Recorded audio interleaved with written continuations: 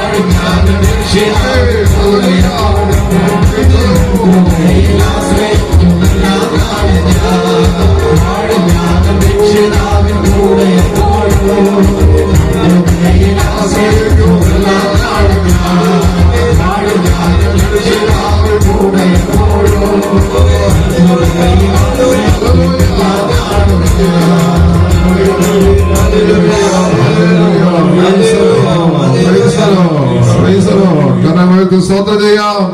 Hallelujah, hallelujah, hallelujah. നിങ്ങളെ കാണാൻ, നിങ്ങളോടുകൂടി ആയിരിക്കാൻ, നിങ്ങളോടുകൂടി പ്രാർത്ഥിക്കാൻ, എൻ്റെ അറിവ് നിങ്ങളുമായി പങ്കുവയ്ക്കാൻ എനിക്ക് തന്ന അവസരത്തിന് ഇതിൻ്റെ എല്ലാ പ്രിയപ്പെട്ടവരോടും ഞാൻ ഹൃദയം നിറഞ്ഞ നന്ദി ആദ്യമേ അറിയിക്കുകയാണ്. അവർക്ക് എന്നെ പരിചയമുള്ളത് യൂട്യൂബിലോ എവിടെയൊക്കെ ആകാം, ശലോൺ ടിവിയിലോ ഒക്കെ ആയിരിക്കാം. ഞാൻ എന്നെ പരിചയമില്ലാത്ത ധാരാളം പേര് ഇതിനകത്തുണ്ട് എന്ന് മനസ്സിലാക്കിക്കൊണ്ട് ഞാൻ ചെയ്യുന്ന പണി എന്താണ് എന്ന് ഒന്ന് പറയാം. ഞാൻ ബൈ പ്രൊഫഷൻ ഒരു സൈക്കോളജിസ്റ്റാണ്. ഞാൻ പഠിച്ചിരിക്കുന്നത് മനുഷ്യന്റെ മനസ്സുകളെ കുറിച്ചാണ്. മനസ്സിന് പ്രയാസമുള്ളവരും മനസ്സിൽ ദുഃഖങ്ങളുള്ളവരും ഒക്കെയാണ് എന്നെ തേടി എത്താറുള്ളത്. എൻ്റെ സ്പെഷ്യലൈസേഷൻ ഫാമിലി കൗൺസിലിംഗ് ആണ്. എനിക്ക് ഒരു ക്ലിനിക്കാണ് കോട്ടയത്ത് കഞ്ഞിക്കുഴിയിൽ. ഞാൻ ഏതാണ്ട് 46 years ആയി ഈ രംഗത്ത് സുവിശേഷ വേല ചെയ്യാൻ തുടങ്ങിയിട്ട്. 46 വർഷങ്ങൾ. കുടുംബ വഴക്കുകൾ തീർക്കുക എന്ന് പറയുമ്പോൾ നിങ്ങൾക്കറിയാം, അത് ചെറിയൊരു കാലഘട്ടമല്ല. എൻ്റെ ആയുസിന്റെ പകുതിയിൽ കൂടുതൽ കുടുംബങ്ങളെ നവീകരിക്കാൻ, കുടുംബങ്ങൾക്ക് സമാധാനം കൊടുക്കാൻ ഞാനിങ്ങനെ ഓടി നടക്കുന്ന ഒരാളാണ്. ഞാൻ എഴുതാറുണ്ട്, നിങ്ങൾ വായിക്കാറുണ്ടോ എന്നൊന്നും എനിക്കറിയില്ല. എല്ലാ ആനുകാലികങ്ങളിലും ഞാൻ എഴുതാറുണ്ട്. TV ഷോസ് ചെയ്യാറുണ്ട്. കൂടുതൽ ശാലോമില്, ഗുഡ്നസ്സില്, ഹാർവെസ്റ്റില് ഒക്കെ ഞാൻ പ്രോഗ്രാമുകൾ ചെയ്യാറുണ്ട്. നിങ്ങൾ കാണാറുണ്ടോ എന്നൊന്നും എനിക്കറിയില്ല. അപ്പൊ ഞാന് എൻ്റെ അത്തരം അനുഭവങ്ങളിലൂടെയാണ് ഈ സായാഹ്നത്തില് നിങ്ങളുമായി സംസാരിക്കാൻ ആഗ്രഹിക്കുക. ആദ്യമായി ദൈവം നമുക്ക് മനോഹരമായ ഒരു സായാഹ്നം തന്നതിന് നമുക്ക് ദൈവത്തിന് നന്ദി പറയാം. കാരണം നല്ല കാലാവസ്ഥ, സുന്ദരമായ ഒരു സായാഹ്നം നമുക്ക് സമ്മാനിച്ച ദൈവത്തിന് നന്ദി പറഞ്ഞുകൊണ്ട് ഞാൻ എൻ്റെ വിഷയത്തിലേക്ക് കടക്കുക. ഞാൻ 1978 എൻ്റെ സൈക്കോളജി പഠനം ഒക്കെ പൂർത്തിയാക്കി. ഞാൻ ഈ കൗൺസിലിംഗ് രംഗത്തേക്ക് കടന്നു വന്ന നാളുകളിൽ എന്നെ തേടി വന്നിരുന്ന പ്രശ്നങ്ങളും ഇന്ന് ഞാൻ കൈകാര്യം ചെയ്യുന്ന പ്രശ്നങ്ങളും തമ്മിൽ ഒത്തിരി വ്യത്യാസമുണ്ട്. 78, 80s കുടുംബ പ്രശ്നങ്ങൾ ഉണ്ടായിരുന്നോ എന്ന് ചോദിച്ചാൽ ഉണ്ടായിരുന്നു. ഏത് കാലഘട്ടത്തിലും കുടുംബ പ്രശ്നങ്ങളുണ്ട്. പക്ഷേ അന്ന് എന്നെ തേടി വന്നിരുന്നത് കൂടുതലും സ്ത്രീകളാണ്. സ്ത്രീകളെന്ന് പറഞ്ഞാൽ 2 തരം സ്ത്രീകളാണ്. ഒന്ന് ഭീകരരൂപിയായ ഒരമ്മായിയമ്മ, അതിന്റെ മുന്നില് കുഞ്ഞാടിനെ പോലെ നിന്നിരുന്ന ഒരു മരുമോള്. പഴയ കഥയാ. ഇപ്പൊ തിരിച്ചാ വരുന്നത്. ഭീകരരൂപിയായ മരുമകള്, അതിന്റെ മുന്നില് കുഞ്ഞാടായ ഒതുക്കിക്കളഞ്ഞവളുമാരല്ലേ. എന്തൊരു സന്തോഷം അമ്മായിമാരുടെ മുഖത്തൊന്ന് നോക്കിയേ. അതെ, 80-85 കാലഘട്ടങ്ങളില് എന്നെ തേടി വന്നിരുന്ന ഏറ്റവും കൂടുതൽ കേസുകള് മദ്യപാനം കൊണ്ട് തകർന്ന കുടുംബ ബന്ധങ്ങളും സ്ത്രീധന പീഡനങ്ങളും ഒക്കെയായിരുന്നു. പണ്ട് മദ്യപാനം എന്ന് പറയുന്നത് ഇന്നത്തെ പോലെ ആയിരുന്നില്ല കേട്ടോ. കുടുംബനാഥൻ മാത്രം മദ്യപിക്കുന്ന ഒരു രീതിയായിരുന്നല്ലോ പണ്ടേ. വീട്ടിലുള്ള ലൊട്ടിലൊടുക്ക് സാധനങ്ങൾ വിറ്റു കുടിക്കുക, കുടുംബത്തിന് അടിത്തറ വരെ മാന്തി കുടിക്കുക, താലിമാല വരെ വിറ്റു കുടിക്കുക, അങ്ങനെ ഒരു രീതി ഉണ്ടായിരുന്നു. ഇപ്പൊ അത്ര കുഴപ്പമുണ്ടോ നമ്മുടെ ഈ കുമ്മനാട് ഭാഗത്തൊക്കെ? ഇല്ല. ഈ തിരുവല്ല ഭാഗത്തൊക്കെ, ഈ പുല്ലാട് ഭാഗത്തൊക്കെ ഇല്ല, അത്ര കുഴപ്പമില്ല. ഇവിടൊക്കെ എങ്ങനെയാണാവോ? അല്ല, ഞാൻ എത്ര ദൂരെ യാത്ര ചെയ്ത് കോട്ടയം ഭാഗത്തെ ഞാൻ പറഞ്ഞുതരാം. ഞങ്ങളുടെ അവിടേക്ക് എങ്ങനെയാന്ന് വെച്ചാൽ വീട്ടുകാരൻ മേടിച്ചോണ്ട് വരുന്നു, ഗ്ലാസും വെള്ളം എടുത്തോണ്ട് പാടി എന്ന് പറയുന്നു. അങ്ങനെ ഗ്ലാസും വെള്ളവും കൊണ്ട് കൊടുക്കുമ്പോ തൊട്ട് നോക്കാൻ വല്ല ഉണ്ടോടി എന്ന് ചോദിക്കും. അച്ചാറാണേലും മതി എന്ന് പറയും. ഒരു കൂട്ട കൂട്ടായ്മയുടെ അനുഭവമായിട്ട് മാറിയിട്ടുണ്ട്. ഇവിടോ അത്രയില്ലേ? ഓ, പാവങ്ങളല്ലേ? പാവങ്ങളാ, എനിക്ക് മനസ്സിലായി. അതെ, കള്ളം പറയുന്നവരാന്ന് എനിക്ക് മനസ്സിലായി. അതെ. പിന്നെ ഞങ്ങളുടെ കോട്ടയം അങ്ങനെയാ, ഞങ്ങള് കുറെ പരിഷ്കാരികൾ എന്ന് സ്വയം അവകാശപ്പെടുന്നവരാ കോട്ടയം ജില്ലക്കാർ, എറണാകുളം ഒക്കെ. ഞങ്ങളുടെ അവിടെ എങ്ങനെയാന്ന് ചോദിച്ചാൽ ആ ഭാര്യ ഭർത്താക്കന്മാർ ഒരുമിച്ച് ബാറിൽ പോകും, പബ്ബുകളിൽ പോകും. പിന്നെ വീട്ടിലിരുന്നാണേലും അവർ ഒരുമിച്ച് കഴിക്കും. അപ്പൻ മകനും മകൻ അപ്പനും ഒഴിച്ചു കൊടുക്കും. പിന്നെ കുറച്ചുകൂടി പരിഷ്കാരമുള്ളിടത്ത് സ്ത്രീകൾ നന്നായി മദ്യപിക്കും. അങ്ങനത്തെ കേസുകൾ. എനിക്ക് കഴിഞ്ഞ ദിവസം ടെക്നോ പാർക്കിൽ നിന്ന് ഒരു പെൺകുട്ടി, M.Tech പാസ്സായ പെണ്ണ്, കല്യാണം കഴിഞ്ഞിട്ട് 3 മാസമായിട്ടുള്ളൂ. അവര് തമ്മിൽ പ്രശ്നമായി, വിവാഹമോചനത്തിലേക്ക് പോകാൻ വേണ്ടിയുള്ള ഒരു ഒരുക്കത്തിന് മുമ്പ് എന്നൊന്ന് കാണാനെത്തിയതാണ്. അപ്പോഴ് ഞാൻ പണ്ടൊക്കെ പെൺകുട്ടികൾ കാണാൻ വരുമ്പോഴ് അവരുടെ പേര് രജിസ്റ്റർ ചെയ്യുമ്പോഴ് ഒരിക്കൽ പോലും ഞാൻ പെൺകുട്ടികളോട് ആൽക്കഹോൾ ഉപയോഗിക്കുമോ എന്നൊരു ചോദ്യം ചോദിച്ചിട്ടില്ല. ഒരു 15 വർഷങ്ങൾക്ക് മുമ്പ് അങ്ങനെ ഒരു സാധനം എന്റെ രജിസ്ട്രേഷനിൽ ഇല്ലായിരുന്നു. ആണുങ്ങളോട് ചോദിക്കും, പെണ്ണുങ്ങളോട് ചോദിക്കാറില്ലായിരുന്നു. പക്ഷെ ഇപ്പൊ ഒരു കുറെ വർഷങ്ങളായിട്ട് ആദ്യത്തെ 5 ക്വസ്റ്റ്യൻസിനകത്ത് ഞാൻ ഇത് ഉൾപ്പെടുത്തി. സ്ത്രീകളോട്, പെൺകുട്ടികളോട്, സ്കൂൾ കുട്ടികളോട്, കോളേജ് കുട്ടികളോട്. അപ്പൊ ഞാൻ ഇവളോട് ഇങ്ങനെ രജിസ്റ്റർ ചെയ്തോണ്ടിരിക്കുന്നതിനിടയിൽ ചോദിച്ചു, മോളെ നിമ്മി, നീ ആൽക്കഹോൾ ഉപയോഗിക്കുമോ? ഉടനെ അവൾ എനിക്ക് തന്ന മറുപടി, ഞാൻ അടിക്കുമെന്ന് പണ്ടേ അവനോട് പറഞ്ഞതാണല്ലോ. ഞാൻ ചോദിച്ച ചോദ്യവും അവള് തന്ന ഉത്തരവും തമ്മിലുള്ള വ്യത്യാസമാണ് ഞാൻ ഈ പറയുന്നത്. നമ്മുടെ അറിവിൽ ഇരിക്കാൻ വേണ്ടി പറഞ്ഞു തരുതാണ്. അവള് M.Tech പാസ്സായ പെണ്ണാണ്. അവള് പറയുകയാണ്, ഞാൻ അടിക്കുമെന്ന് പണ്ടേ അവനോട് പറഞ്ഞതാണല്ലോ. അപ്പോഴ് ഞാൻ അവളോട് പറഞ്ഞു, കൊള്ളാം, എനിക്ക് ആ ഭാഷ ഇഷ്ടപ്പെട്ടു മോളെ, എനിക്ക് നീ പറഞ്ഞ ഭാഷ ഇഷ്ടപ്പെട്ടു. കാരണം ഇവിടെ കൂലിവേലക്കാരോ ചുമട്ടു തൊഴിലാളികളോ അല്ലെ ഡെയിലി വേജസിൽ ജോലി ചെയ്യുന്ന പാവങ്ങള് ദിവസം ഒരു 800 രൂപ 1000 രൂപ കിട്ടിയാല് അതിനകത്തുനിന്ന് ഒരു വിഹിതം എടുത്ത് പലരും കൂടി ഒരു കുപ്പി വാങ്ങി ഏതെങ്കിലും മാടക്കടയിൽ നിന്ന് അച്ചാറിന്റെ ഒരു സാഷെ, നാരങ്ങ അച്ചാറിന്റെയോ കടുമാങ്ങയുടെ ഒരു സാഷെ വാങ്ങി ഏതെങ്കിലും കടത്തിണ്ണകയിലോ കടയുടെ മറവിലോ പോയിരുന്ന് അടിക്കുക എന്ന് പറയുന്നത് ഞാൻ കേട്ടിട്ടുണ്ട്. അവർ എഡ്യൂക്കേറ്റഡ് ആയിട്ടുള്ളവരല്ല, അവര് സാധാരണ മനുഷ്യരാണ്.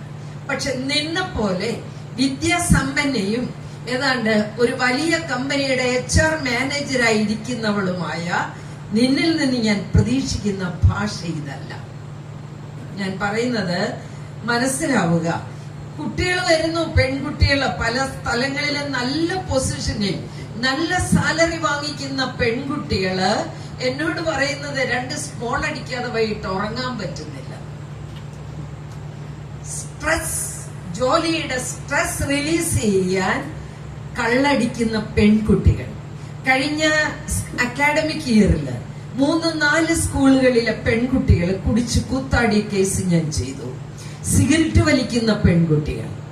എനിക്കറിയില്ല പ്രിയപ്പെട്ടവരെ, പണ്ടത്തെ പോലെ ഏതെങ്കിലും ഒരു മനുഷ്യൻ കള്ളു കുടിച്ച് വീട്ടിൽ വന്ന് ഭാര്യ തല്ലിയെന്നോ മക്കളെ തല്ലിയെന്നോ കഞ്ഞിക്കലം പൊട്ടിച്ചെന്നോ ഉള്ള കേസൊന്നും എനിക്കിപ്പോ ഇല്ല. വളരെയേറെ വഷളാകുന്ന ഒരു തലമുറ നമ്മുടെ മുന്നിലൂടെ പൊക്കൊണ്ടിരിക്കുകയാണ്.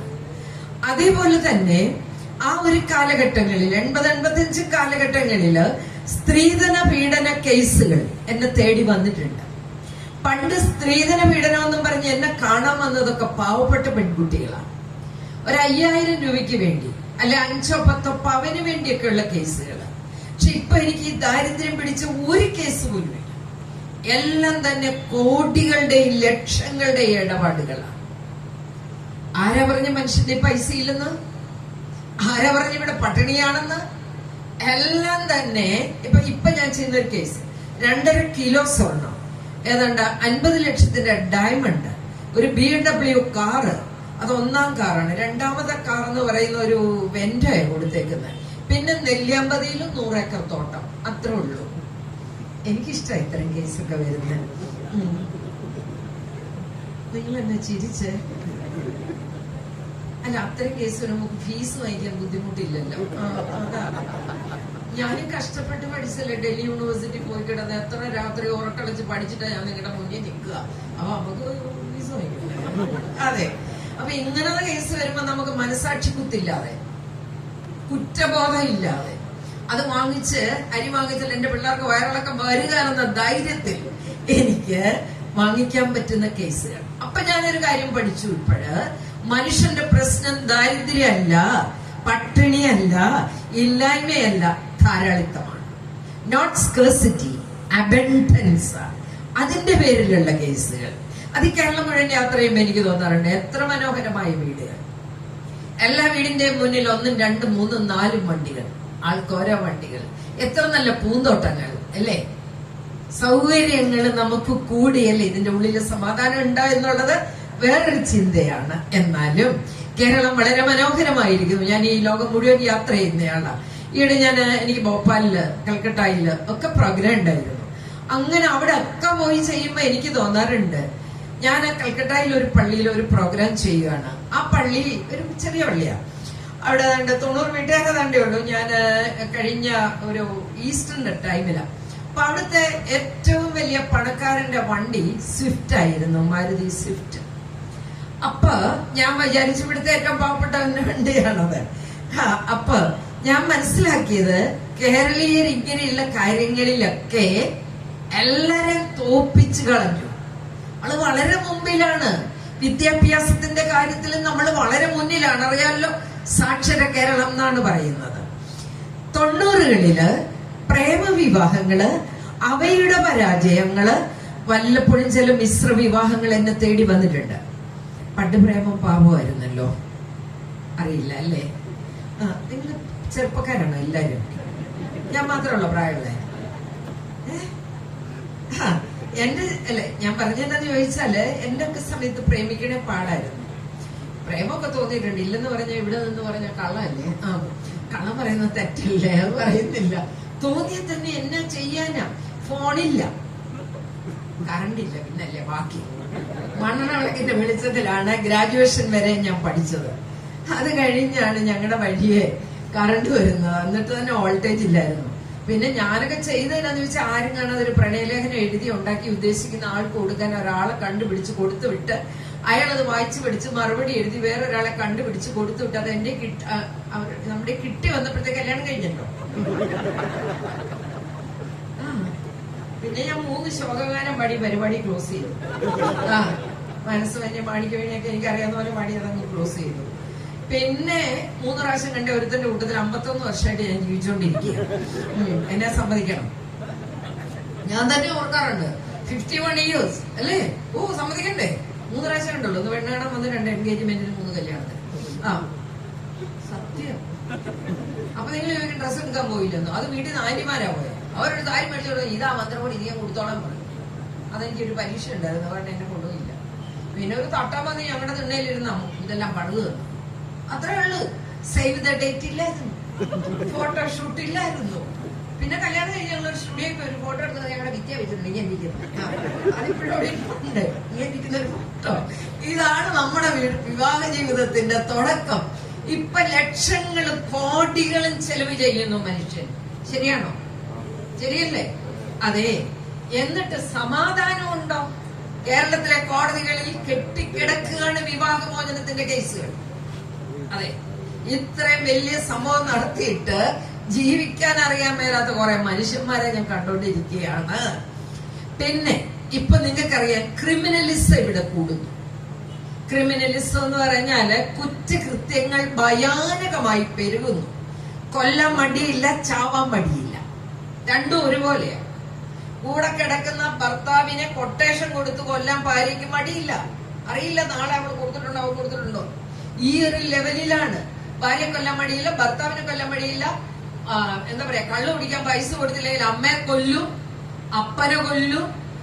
ഇവിടെ കൊല്ലാനും മടിയില്ല, ചാവാനും മടിയില്ല എന്ന് പറയുമ്പോഴ് ഇവിടെ എന്നല്ല, മലയാളി ഏത് രാജ്യത്ത് ചെന്നാലും ഇത് തന്നെ കാണിച്ചുകൊണ്ടിരിക്കുക. ഈയിടെ കാലിഫോർണിയയിൽ നിങ്ങൾ വായിച്ചിട്ടുണ്ടാവും, കേരളത്തിലെ വളരെ പ്രശസ്തമായ ഒരു കോളേജിന്റെ പ്രിൻസിപ്പലിന്റെ മകൻ, അമ്മ പ്രൊഫസറാണ്. അവന് കാലിഫോർണിയയില് അവന്റെ മലയാള മനോരമ പേപ്പർ റിപ്പോർട്ട് ചെയ്ത റിപ്പോർട്ടാണ് ഞാൻ കൂടുതൽ വായിച്ചത്. അതിനകത്ത് എഴുതിയിരിക്കുന്നു അവന്റെ മന്ത്ലി സാലറി 1 crore-നടുത്താണ്. അവന് താമസിക്കുന്ന വീടിന് മനോരമ എഴുതിയത് 17 crore, 17 കോടിയാണ് അവന്റെ വീടിന്റെ വില. ആഡംബര കാറുകൾ 8 എത്രയെന്ന് എനിക്കറിയില്ല, അതുപോലെ ഒരു എണ്ണം പറഞ്ഞിട്ടുണ്ട്. അവനൊരു ഭാര്യ ഉണ്ടായിരുന്നു, 3 കുഞ്ഞുങ്ങളുണ്ടായിരുന്നു. അവൻ ഭാര്യയെ വെടിവെച്ചു കൊന്നു, 3 കുഞ്ഞുങ്ങളെ വെടിവെച്ചു കൊന്നു. അവൻ സ്വയം വെടിവെച്ച് മരിച്ചു. ഒരു 3-4 മാസം മുമ്പ് പേപ്പറിൽ വന്ന ന്യൂസ് ആണിത്. ഇത് വായിച്ചപ്പോഴേ എനിക്ക് ആ സാറിനെ അറിയാം. ആ സാർ പഠിപ്പിക്കുന്ന കോളേജിൽ ഞാനൊരു പ്രോഗ്രാം ചെയ്തിട്ടുണ്ട്, അതുകൊണ്ട് അങ്ങനെ ഒരു പരിചയമുള്ളൂ. പക്ഷേ ഞാനിപ്പോൾ ചിന്തിച്ചു, നല്ല മാതാപിതാക്കൾ ഇല്ലാഞ്ഞിട്ടല്ല, മാതാപിതാക്കൾക്ക് വിദ്യാഭ്യാസം ഇല്ലാഞ്ഞിട്ടല്ല, കുടുംബ മഹിമ ഇല്ലാഞ്ഞിട്ടല്ല, മാമോദീസ മുങ്ങാഞ്ഞിട്ടല്ല, സത്യക്രിസ്ത്യാനികളാ. അപ്പൊ എഡ്യൂക്കേഷൻ ഇല്ലാഞ്ഞിട്ടല്ല, ശമ്പളം ഇല്ലാഞ്ഞിട്ടല്ല, ജോലി ഇല്ലാഞ്ഞിട്ടല്ല, പിള്ളേർ ഉണ്ടാവാഞ്ഞിട്ടല്ല, കല്യാണം കഴിക്കേണ്ട പ്രായത്തിൽ കല്യാണം കഴിക്കാഞ്ഞിട്ടല്ല. പിന്നെന്താ കുഴപ്പം? പിന്നെ ഇവിടെ എന്താണ് കുഴപ്പം? ഇത് ഒരെണ്ണമല്ല, പല സ്ഥലങ്ങളിലും നമ്മൾ കാണുന്നു ഇല്ലേ, ഭാര്യയെ വണ്ടി കയറ്റി കൊല്ലുക. ഇപ്പൊ ഞാൻ ചെയ്യുന്ന ഒരു കേസുണ്ട്, അത് കോട്ടയത്ത് ഉള്ള ട്വിൻസ് 2 പെൺകുട്ടികളാണ്. അവര് പ്രിമാരിറ്റൽ കൗൺസിലിങ്ങിന് എന്റെ അടുത്ത് വന്ന പിള്ളേരാ. അവര് നഴ്സുമാരാണ്, അവര് അമേരിക്കയിലാണ്. അതിൽ ഒരാളുടെ ഭർത്താവ്, ഒരു ഭാര്യയും ഭർത്താവും കൂടെ വഴക്കുണ്ടാക്കിയിട്ട് ഭാര്യയ്ക്ക് 7 വെടി ഭാര്യക്കിട്ട്. ഒന്ന്, അവൾ 5 മാസം ഗർഭിണിയായിരുന്നു, അവളുടെ വയറിനാണ്. കുഞ്ഞിനെ ആണ് ആദ്യം അവൻ ഉന്നം വെച്ച് കൊന്നത്. 2ാമത് അവളുടെ വായ്ക്കകത്ത് വെടിവെച്ചു. പിന്നെ ബാക്കി 5 അവിടെ ഇവിടെയൊക്കെ ആയിട്ട് അവനെ 20 വർഷത്തേക്ക് കോടതി ശിക്ഷിച്ചു. അകത്താണ്. അവള് ഹോസ്പിറ്റലിലായിരുന്നു ഇതുവരെ. അവളുടെ ട്വിൻ സിസ്റ്റർ ജോലിയൊക്കെ കളഞ്ഞിട്ട് ഇവളെ നോക്കുകയായിരുന്നു. ഇപ്പൊ ഒരു വീൽ ചെയറിൽ അവളെ തള്ളിക്കൊണ്ട് വരും. എനിക്ക് സൺഡേസില് ചിലപ്പോഴും ഞാൻ അവൾക്കൊരു തെറാപ്പി കൗൺസിലിംഗ് ഒക്കെ കൊടുക്കുകയാണ്. പക്ഷെ അവൾക്ക് സംസാരിച്ച ശേഷിയില്ല, അത് നഷ്ടപ്പെട്ടു പോയി. അവള് എഴുതി കാണിക്കും. അത് അവളുടെ ട്വിൻ സിസ്റ്റർ എന്നെ വായിച്ചു കേൾപ്പിക്കും. നിങ്ങളൊന്ന് ആലോചിച്ച് നോക്കി, നമ്മുടെ പിള്ളേരെ എന്തൊക്കെയാ കാണിച്ചു വിട്ടുക. ഇതിനെയൊക്കെ പഠിപ്പിച്ച് വളർത്തി ഇത്ര ആക്കിയിട്ട് ഇതിനൊക്കെ ജീവിക്കാൻ അറിയാൻ മേലെങ്കിൽ ആരുടെ പരാജയമാണ് പ്രിയപ്പെട്ടവരെ? ഇത് ആരുടെ പരാജയമാണ്? നമ്മുടെ ഇവിടെ കാണുന്നു കുഞ്ഞിനെ കൊല്ലുന്ന അമ്മ. ഇന്നലത്തെ പേപ്പറിൽ, ഇന്നത്തെ പേപ്പറിൽ എല്ലാം ഞാൻ വായിച്ച ന്യൂസുകളാണ് ഇത്. അതേപോലെ തന്നെ എന്താ പറയാ, ഒരു ചെറുക്കനും പെണ്ണും തമ്മിൽ പ്രേമിച്ചു. അവള് ഫോറൻസിക് സയൻസ് കഴിഞ്ഞു, അവൻ ഹോട്ടൽ മാനേജ്മെന്റ് കഴിഞ്ഞു, വീട്ടുകാർ കല്യാണം ഉറപ്പിച്ചു. അതിനു മുമ്പ് അവര് തമ്മില് കൂടിച്ചേർന്നതിന്റെ ഫലമായി അവള് ഗർഭിണിയായി. അവള് ആരും അറിയാതെ അത് കൊണ്ടു നടന്നു, അവള് പ്രസവിച്ചു. അതിനെ പൊതിഞ്ഞിട്ട് കാമുകന്റെ കയ്യിൽ കൊടുത്ത് തലടിയിൽ ഒരു ബണ്ട കൊണ്ട് കുഴിച്ചിട്ടു. ആലോചിച്ച് നോക്കി, എന്താ നമ്മുടെ പിള്ളേർക്ക് പറ്റുന്നത്? ഞാന് ഈ പറയുന്നതൊക്കെ പത്രവാർത്തകളാണെങ്കിലും ഇതിനേക്കാൾ ഭയാനകമാണ് എന്റെ ക്ലിനിക്കിൽ എന്നെ തേടി വരുന്നവരിൽ നിന്ന് എനിക്ക് കിട്ടുന്ന അനുഭവങ്ങൾ. നല്ല കാര്യങ്ങളൊന്നും ഞാൻ കേൾക്കാറില്ല. ഇന്നും രാവിലെ 9 മണി മുതൽ ഏതാണ്ട് 4:15 വരെ കുടുംബ പ്രശ്നങ്ങൾ കൈകാര്യം ചെയ്യുകയായിരുന്നു ഞാൻ. അപ്പോഴ് എന്റെ ഉറക്കം കെടുത്തുന്ന കേസുകളാണ് എനിക്കിപ്പോ വരുന്നത്. ഉറങ്ങാൻ പറ്റാത്ത രാത്രികൾ എനിക്ക് സമ്മാനിക്കുന്ന കേസുകൾ. അപ്പൊ ഞാൻ നിങ്ങളോട് പറയാൻ ആഗ്രഹിക്കുന്നത്, സമൂഹം വളരെയേറെ മാറിപ്പോയി. ഒരു കാലത്ത് പാവനമെന്നും പവിത്രമെന്നും നമ്മൾ കരുതിയിരുന്ന പലതും ഇന്ന് പഴഞ്ചൻ ആശയങ്ങളായി മാറി. ഒരു സ്ത്രീക്ക് ഒരു പുരുഷന്, ഒരു പുരുഷന് ഒരു സ്ത്രീ എന്ന ആശയത്തിനു പോലും ഇന്ന് പ്രസക്തി ഇല്ലാണ്ടായി മാറുകയാണ്. പിറമേയെല്ലാം ഭദ്രമാണ്. നല്ല വീടും നല്ല സൗകര്യങ്ങളും പ്രാർത്ഥനയും പള്ളിയും കൺവെൻഷനും യോഗങ്ങൾ അതൊക്കെ മുറക്കി നടക്കുന്നുണ്ട്. ബട്ട് എനിക്ക് വരുന്ന ചിലതില് ഇതിന്റെയൊക്കെ തലപ്പത്തിരിക്കുന്നവരിൽ നിന്ന് പോലും മോശമായ അനുഭവങ്ങൾ.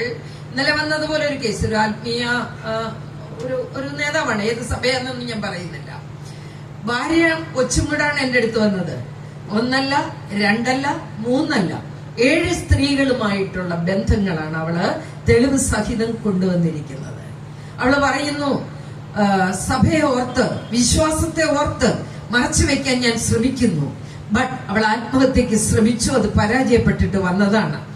അതുകൊണ്ട് പ്രിയപ്പെട്ടവരെ, ഇതിന്റെയൊക്കെ കാരണങ്ങൾ തേടുന്നയാളാണ് ഞാൻ. അതിന്റെ കാരണങ്ങൾ തേടുമ്പോൾ എനിക്ക് തോന്നാറുണ്ട്, വിശ്വാസം എന്ന് പറയുന്നത് മനുഷ്യന്റെ ഇടയിൽ വെറും പ്രഹസനമായി മാറിക്കൊണ്ടിരിക്കുന്നു. മനുഷ്യൻ എന്ന് പറയുന്നത് ശരീരം, മനസ്സ്, ആത്മാവ്, ഇത് മൂന്നോട് കൂടുന്നതാ. ശരീരം എന്ന് പറയുന്നത് ഈ കാണുന്ന സാധനം. അതിനെ നമ്മൾ ഭംഗി കൊണ്ട് നടക്കും, കുളിപ്പിച്ച് പൗഡറൊക്കെ ഇടിപ്പിച്ച് നല്ല സ്റ്റൈലിൽ കൊണ്ട് നടക്കും. പക്ഷെ നമുക്കറിയാലോ, ഏറിയാൽ എത്ര ഐസിന്റെ ദൈർഘ്യം? പിന്നെ ചുമ്മാ ഇരുന്നോണ്ട് സ്റ്റേജ് ആയിരുന്നുണ്ട് ഏറിയാൽ 80 എന്ന് പറയുക. എന്റെ മുഖത്ത് നോക്കി എനിക്ക് 71 ആയത്. ഏറിയാൽ 80-85 ഇയേഴ്സ്. പക്ഷെ ഞാൻ ഇവരെ സന്തോഷിപ്പിക്കാൻ ഒരു കാര്യം പറയാൻ പോവാണ്. ഈയിടെ ലോകാരോഗ്യ സംഘടനയുടെ ഒരു പഠനം അനുസരിച്ച് 65 വയസ്സ് വരെ യൗവനം കിട്ടിയല്ലോ. 66 മുതൽ 80 വരെ മധ്യവയസ്, മിഡിൽ ഏജ് കിട്ടിയോ? എന്നിട്ട് 81 മുതലേ ഉള്ളൂ വാർദ്ധക്യം. അതാ ഞാൻ പറയാം, സന്തോഷമുള്ള ഒരു ന്യൂസ്. ഞാനല്ല കണ്ടുപിടിച്ചത്, ലോകാരോഗ്യ സംഘടന പറഞ്ഞതാ. ഈയിടെ സുപ്രീം കോടതിയുടെ ഒരു വിധി ഉണ്ടായിരുന്നു, നിങ്ങൾ വായിച്ചോന്ന് എനിക്കറിയില്ല, പത്രം വായിക്കണം എടുക്കോ കേട്ടോ. എന്നറിയോ, 50 വയസ്സുള്ള ഒരു സ്ത്രീയെ കിളവിന്ന് വിളിച്ചാൽ അവനകത്താ. പിടി കിട്ടിയോ? 50 വയസ്സുള്ള യുവതി. അപ്പോഴ് 80 അല്ല, അപ്പോഴ് 80 അല്ല, പോട്ടെ 90 ആയിരിക്കും, എനിക്കറിയില്ല. ഞാൻ എന്റെ ഒരു ആന്റി 99 ഇരിപ്പുണ്ട്. ഞാൻ എല്ലാ മാസവും അവിടെ ചെന്ന് കൃത്യമായിട്ട് ഹാജർ വെക്കുകയും ആന്റിയുടെ കൈ പിടിച്ച് എന്റെ തലയെ വെക്കുകയും ചെയ്യും. അനുഗ്രഹം 99. അതെ, അറിയില്ല. ഞാൻ ഇപ്പൊ പറയുന്നത്, മനുഷ്യന്റെ ആയുസിന്റെ ദൈർഘ്യം കൂടി, സയൻസ് വളർന്നു അല്ലെ, ഹോസ്പിറ്റലുകൾ വളർന്നു, ചികിത്സാ രീതികൾ ശരിയായി, അതൊക്കെ കൂടി. പക്ഷേ മനുഷ്യന്റെ ആസക്തികൾ അതോടൊപ്പം കൂടി. ശരിയല്ലേ? ലോകത്തോടുള്ള അമിതമായ ആവേശം മനുഷ്യന് കൂടിയിരിക്കുകയാണ്. മരിച്ചു എന്നുള്ള വിചാരത്തിലൊന്നും എല്ലാരും നടക്കുന്നത്. നമ്മൾ സ്ഥിരമായിട്ട് ഇവിടെ കൂടാൻ വന്നവരാണെന്നും, അതെ, ഇവിടുത്തെ സംഭവങ്ങളെല്ലാം നമ്മൾ സ്വന്തമാക്കി വെച്ചോണ്ടിരിക്കും എന്നൊക്കെ തോന്നും ചിലരുടെ പ്രവൃത്തി കാണുമ്പോൾ. പക്ഷെ നമുക്കറിയാം, ഈ ജീവിതം എന്ന് പറയുന്നത് വളരെ ക്ഷണികമാണ്. നമുക്കറിയില്ല നാളെ നേരം വെളുത്ത് എഴുന്നേൽക്കുമെന്ന് പോലും അറിയില്ല. അപ്പോഴ് ഈ ജീവിതത്തിന്റെ അവസാനം വേറൊരു ജീവിതമുണ്ടെന്നും ആ ജീവിതത്തില് തമ്പുരാനോട് ചേരണമെന്നും നമ്മൾ വിശ്വസിക്കുന്നുണ്ട്. പക്ഷേ അതിനുള്ള പ്രവൃത്തിയാണോ ചെയ്യുന്നത്? ഞാൻ പറഞ്ഞത് മനുഷ്യന്റെ ആസക്തികൾ കൂടുക. രണ്ടാമത്തേത് ആത്മാവാണ്. ദൈവത്തിന്റെ നമ്മളിലെ അംശമാണ് ആത്മാവെന്നും മരണശേഷം ഈ ആത്മാവ് ദൈവത്തോട് ചേരുമെന്നും എല്ലാ മതങ്ങളും പഠിപ്പിക്കുന്നു. ശരിയാണല്ലോ? Life after death. ഇല്ലെങ്കിൽ നമ്മൾ ഈ കാണിക്കുന്ന എല്ലാം മണ്ടത്തരാണ്. ശരിയല്ലേ? അതെ. അപ്പൊ ജീവിതത്തിന്റെ അവസാനം ദൈവത്തോട് ചേരണമെന്ന ആഗ്രഹത്തിലാണ് നിങ്ങൾ ഞാനും ഈ പന്തലിലെ ഈ കൺവെൻഷനിൽ പങ്കെടുക്കുന്നത് എങ്കിൽ അതിനുള്ള ആത്മീയത നമുക്കുണ്ടോ? എന്താണ് ആത്മീയത? സ്പിരിച്വാലിറ്റി എന്ന് പറയുന്നത് എന്താണ്? പള്ളി പോകുന്നതാണോ? ബൈബിള് വായിക്കുന്നതാണോ? കൈകൊട്ടി പാട്ട് പാടുന്നതാണോ? എന്താണ് ആത്മീയത? ഇതൊന്നിനെയും ഞാൻ ആത്മീയത, അത് ഞാൻ ഒരു പക്ഷേ സൈക്കോളജിസ്റ്റ് ആയതുകൊണ്ടാവാം, അതിനെ ഞാൻ ആത്മീയത എന്ന് വിളിക്കില്ല. Spirituality is a way of life. അതൊരു ജീവിത ക്രമമാണ് പ്രിയപ്പെട്ടവരെ. അതാണ് നമുക്ക് നഷ്ടമാകുന്നത്. അതൊരു ജീവിത ക്രമമാണ്. ഞാന് ഈയിടെ ഒരു ഓർത്തഡോക്സ് പള്ളിയില ഒരു പ്രോഗ്രാമിന് പോയി. ഇങ്ങനെ സ്റ്റേജിൽ ഇരിക്കുകയാണ്. അതെന്തോ ഒരു സംഘടനകളുടെ ഭാഷ, വലിയൊരു പരിപാടിയാ. അപ്പൊ ഞാനിങ്ങനെ ഇരിക്കുമ്പോ എന്റെ അടുത്തിരിക്കുന്നത് ആ പള്ളിയിലെ വികാരിയച്ഛനാ. അപ്പൊ അച്ഛൻ എന്നോട് പറഞ്ഞു, ഞാനൊരു കാര്യം പറഞ്ഞാല് കട്ടിയായിട്ട് പറയാവോ? പറയാം, എനിക്കാരെയും പേടിയൊന്നുമില്ല, കട്ടിയായിട്ട് പറയാം. അച്ഛൻ പറ എന്നാന്ന്? അതെ, അങ്ങ് ബാക്കിലോട്ടൊന്ന് നോക്കിക്കേ, ഇപ്പൊ നോക്കണ്ട, പതുക്കെ നോക്കിയാൽ മതി. അവിടുന്ന് മുന്നിലോട്ട് വരുമ്പോ 5ാമത്തെ റോ വന്നച്ചാ വന്നു. ഒരു ക്രീം സാരി കണ്ടോ? കണ്ടു. ക്രീം സാരി കണ്ടു. ഇനി തലക്കിലോട്ട് വന്നു. മൂന്നാമത്തെ റോയിലോട്ട് പോയി. ഒരു പച്ച ചുരിദാർ കണ്ടോ? കണ്ടു. അമ്മായിമേം മരുമോളുവാ. ഈ പള്ളിയിലെ ഭക്തയായ വെറോനിക്ക കഴിഞ്ഞാൽ ഏറ്റവും വലിയ ഭക്തിയുള്ള രണ്ട് സ്ത്രീകൾ. അവര് തമ്മിൽ മത്സരമാണ് അതിന്. പക്ഷേ ഒരു വീട്ടിൽ അവര് താമസിക്കുന്നു. അമ്മയ്ക്ക് ഭർത്താവ് മരിച്ചുപോയി, വിധവയായ അമ്മ ഒറ്റയ്ക്ക് താഴത്തെ നിലയില്. മേളത്തെ നിലയില് മരുമകളും 3 മക്കളും. മകൻ ദുബായിലേക്ക് പോയിരിക്കുക ജോലി ചെയ്യാനായിട്ട്. ഈ 2 കുടുംബങ്ങൾ തമ്മിൽ കേറ്റിറക്കയില്ല, അവര് തമ്മിൽ സംസാരിക്കില്ല. ബട്ട് അവർ രണ്ടുപേരും പള്ളിയിലെ എല്ലാ പ്രവർത്തനങ്ങളും സുവിശേഷവൽക്കരണത്തിന് ഇത്ര ശക്തിയായിട്ട് ചെയ്യുന്ന 2 പേരില്ല. അപ്പൊ ഞാൻ ചോദിച്ചു, അച്ഛനെങ്ങനെ ഇതറിഞ്ഞു? അത് ഞാൻ ഈയിടെ പള്ളിയിൽ ഒന്ന് റെനോവേഷൻ നടക്കുകയായിരുന്നു. ഞാനൊരു പിരിവിന് പോയതാ അവിടെ. അപ്പൊ ഞാൻ ചെന്ന് ബെല്ലടിച്ചു. അമ്മ ഇറങ്ങി വന്നു. അയ്യോ, അച്ഛനായിരുന്നോ? എന്താ അച്ഛാ? അല്ല, ഞാൻ പള്ളിയിൽ പറഞ്ഞിരുന്നല്ലോ റെനോവേഷൻ എല്ലാരും എന്തെങ്കിലും ഒരു സംഭാവന ഇഷ്ടമുള്ളത് മതി. ഞാൻ തരാം അച്ഛാ. ഓടി ചെന്നൊരു 2000 രൂപ എടുത്തോണ്ട് അച്ഛന് കൊടുത്തിട്ട് പറഞ്ഞു, അച്ഛ ഇത്രേ ഉള്ളൂ, പെൻഷൻ ഈ പ്രാവശ്യം വന്നില്ല, തരാം അച്ഛൻ ഇച്ചിരി. വേണ്ട, എനിക്ക് ഇത്ര. അമ്മ ഇത് തന്നെ കൂടുതലാ, ഇത് മതി, ധാരാളം. അമ്മ ബീനായെ ഒന്ന് വിളിക്കാവോ? ബീന ഇല്ലേ ഇവിടെ? ബീനായെ ഞാൻ വിളിക്കാൻ. അച്ഛൻ എന്നെ അറിയാവുന്ന, ഞാൻ അവള് തമ്മിൽ മിണ്ടാറില്ലെന്ന് അച്ഛൻ അറിയാമല്ലേ? ഞാൻ അവള് തമ്മിൽ മിണ്ടാറില്ല. അച്ഛനയുടെ കഥകിന്റെ മറവില് അവളുടെ നമ്പർ ഭിത്തിയിൽ എഴുതിയിട്ടിട്ടുണ്ട്. അച്ഛൻ ആ നമ്പർ എടുത്ത് വിളിച്ച മെളിന്ന് താഴോട്ട്. ഓക്കെ, അച്ഛൻ നമ്പർ എടുത്ത് വിളിച്ചു. മേളിന്ന് താഴോട്ട് വന്നപ്പോഴത്തേക്ക് ഈ അമ്മ അകത്ത് ഒരു കഥ കുറ്റിയിട്ടു. എന്നിട്ട് അവൾ അച്ഛനെ കണ്ടുടനെ ചോദിച്ചു, എന്തായിരുന്നു വെച്ചു? അല്ല ബീന, ഞാൻ പള്ളിയിൽ പറഞ്ഞ റെനോവേഷൻ പിരിവ് ഞാൻ എടുത്തു വെച്ചിട്ടുണ്ട് അച്ഛാ. അവൾ ഓടിച്ചെന്ന് ഒരു കവറിനകത്ത് 5000 രൂപ എടുത്തുകൊണ്ട് കൊടുത്തു. അപ്പൊ അച്ഛനോട് പറഞ്ഞു, പുള്ളിക്കാരൻ പറഞ്ഞിട്ടുണ്ട് കുറച്ച് പൈസയും കൂടെ അടുത്ത പ്രാവശ്യം വരുമ്പോ തരും. ഇപ്പൊ തൽക്കാലം ഇതേ ഉള്ളൂ. തള്ള എന്നാ തന്നു അച്ഛനോട് ചോദിക്കാം. അച്ഛൻ പറഞ്ഞു 2000 രൂപ തന്നു. തള്ളയുടെ പൂത്ത കാശുണ്ട്. അച്ഛൻ മേടിക്കാവുന്നിടത്തോളം. അച്ഛൻ പറഞ്ഞു എനിക്കിത് മതി. എന്തായാലും അച്ഛൻ എന്നോട് പറഞ്ഞു, അവര് തമ്മിൽ യോജിക്കാത്തത് എന്റെ ഭാഗ്യം. കാരണം അവര് തമ്മിൽ യോജിച്ചിരുന്നെങ്കിൽ അവരകത്ത് പോയി ആലോചിക്കും, ഇല്ലേ? എന്നിട്ട് രണ്ടുപേരും കൂടെ ഒരു 3000 രൂപ അവിടെ കൊടുത്തേ. അച്ഛൻ പറയും 7000 രൂപ കിട്ടിയതുകൊണ്ട് അതിന് കുഴപ്പമൊന്നുമില്ല, അവര് പണിഞ്ഞിരുന്നോണ്ട് അത് നന്നായി. പക്ഷേ ഗ്രേസ് ലാലാന്റി ശക്തമായി പറയണം, രണ്ടുപേരുടെയും പ്രാർത്ഥനകൾ ദൈവസന്നിധിയിൽ എത്തത്തില്ല. സ്വന്തം അമ്മയോട് ക്ഷമിക്കാതെ, സ്വന്തം മകളോട് ക്ഷമിക്കാതെ, സ്വന്തം മരുമകളോട് മിണ്ടാതെ ഏത് കൺവെൻഷനിൽ പോയിരുന്നു പ്രാർത്ഥിച്ചാലും പ്രയോജനമില്ല. ആത്മീയത എന്ന് പറയുന്നത് വീട്ടിൽ നടക്കേണ്ട പ്രവൃത്തിയാണ്. നമ്മൾ ചെയ്യുന്ന ഓരോ പ്രവൃത്തിയുമാണ് പ്രാർത്ഥന. നമസ്കാരങ്ങളുടെ ആവർത്തനമല്ല പ്രാർത്ഥന. അങ്ങനെ ആരും വിചാരിച്ചു വെക്കണ്ട, ഞാൻ 500 ഹല്ലേലൂയ അല്ലെ 1000 ഹല്ലേലൂയ അല്ലെ, അത് പ്രാർത്ഥനയൊന്നും അല്ല. അതല്ല പ്രാർത്ഥന. അതുകൊണ്ട് പ്രിയപ്പെട്ടവരെ, ഈ സയൻസ് സന്ധ്യയിൽ ഒരു ആത്മപരിശോധന. വീട്ടിലുള്ള ഭർത്താവിനോട് മിണ്ടാതെ, അമ്മയോട് മിണ്ടാതെ, സഹോദരങ്ങളോട് മിണ്ടാതെ, ചേട്ടന്റെ ഭാര്യയോട് മിണ്ടാതെ, അനിയന്റെ ഭാര്യയോട് മിണ്ടാതെ ഈ പന്തലിൽ വന്നിരുന്ന് എന്നെ പ്രാർത്ഥിച്ചാലും ദൈവം കേൾക്കുമെന്ന് വിചാരിക്കരുത്. ആത്മീയത എന്ന് പറയുന്നത് അതൊന്നുമല്ല. നീ ബലിയർപ്പിക്കാൻ വരുമ്പോൾ ആരോടെങ്കിലും നിനക്ക് പരിഭവമുണ്ടെങ്കിൽ പോയി ക്ഷമ ചോദിച്ച് കോംപ്രമൈസിലായിട്ട് വന്ന് ബലിയർപ്പിക്കാനാ പറയുന്നത്, അല്ല പ്രയോജനമില്ല.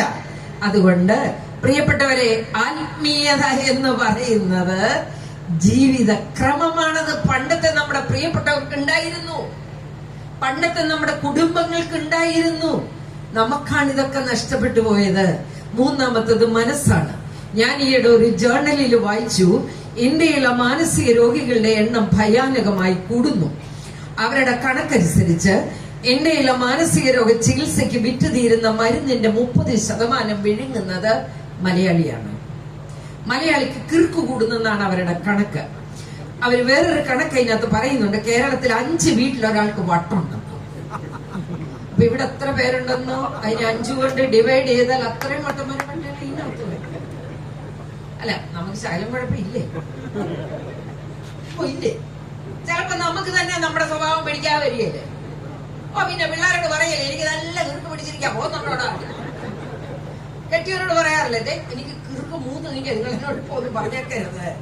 ഉണ്ട്, നമുക്ക് ശാലം കുഴപ്പമുണ്ട്. കാരണം പണ്ട് കേരളത്തിലെ മാനസിക രോഗ ചികിത്സാലയം 2 ഉണ്ടായിരുന്നുള്ളൂ. ഒന്ന് ഊളമ്പാറ, 2 കുതിരവട്ടം. ഇപ്പൊ നമ്മുടെ ഈ പുഷ്പഗിരി ഹോസ്പിറ്റൽ, ഈ ബിലിവേഴ്സ് ഹോസ്പിറ്റൽ, എല്ലായിടത്തും സൈക്യാട്രി സജ്ജമാണ്.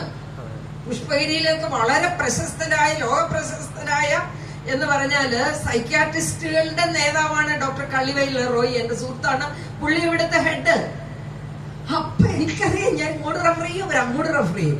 അപ്പൊ ഞാൻ പറഞ്ഞെന്നു ചോദിച്ചാല് മാനസിക രോഗം കൂടി, പട്ടുകൂടുന്നു, മനസ്സിന് സുഖയില്ല, എന്നൊക്കെ ഉണ്ടായാലും.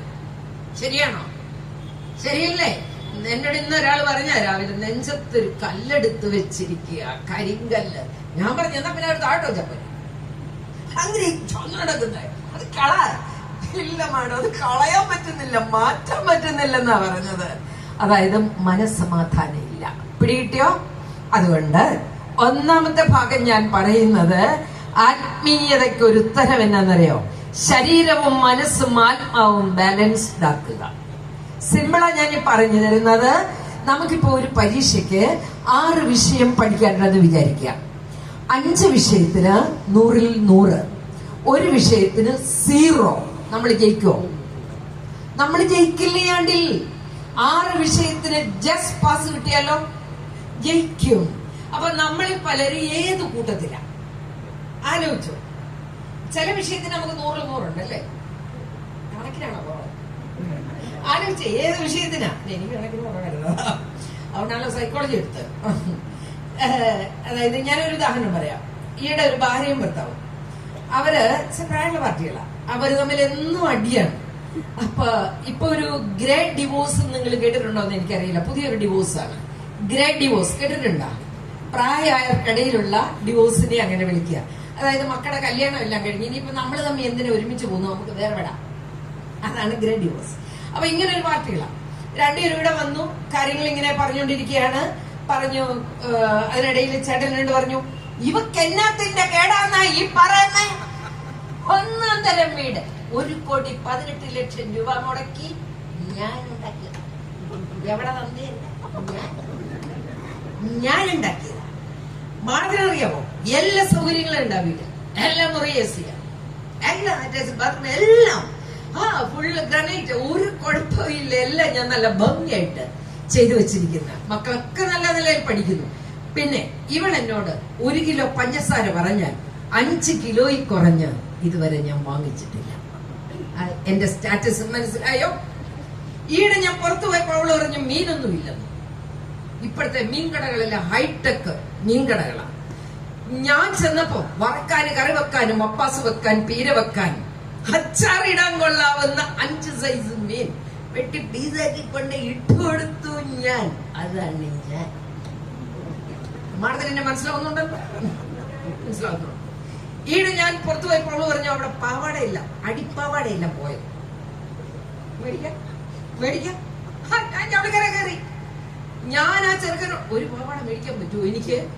എന്റെ സ്റ്റാറ്റസിന് പറ്റുമോ? ഞാൻ ആ ചെറുക്കനോട് പറഞ്ഞു, 6 പാവാട 6 കളറ് പക്കിടാന്ന് പറഞ്ഞു.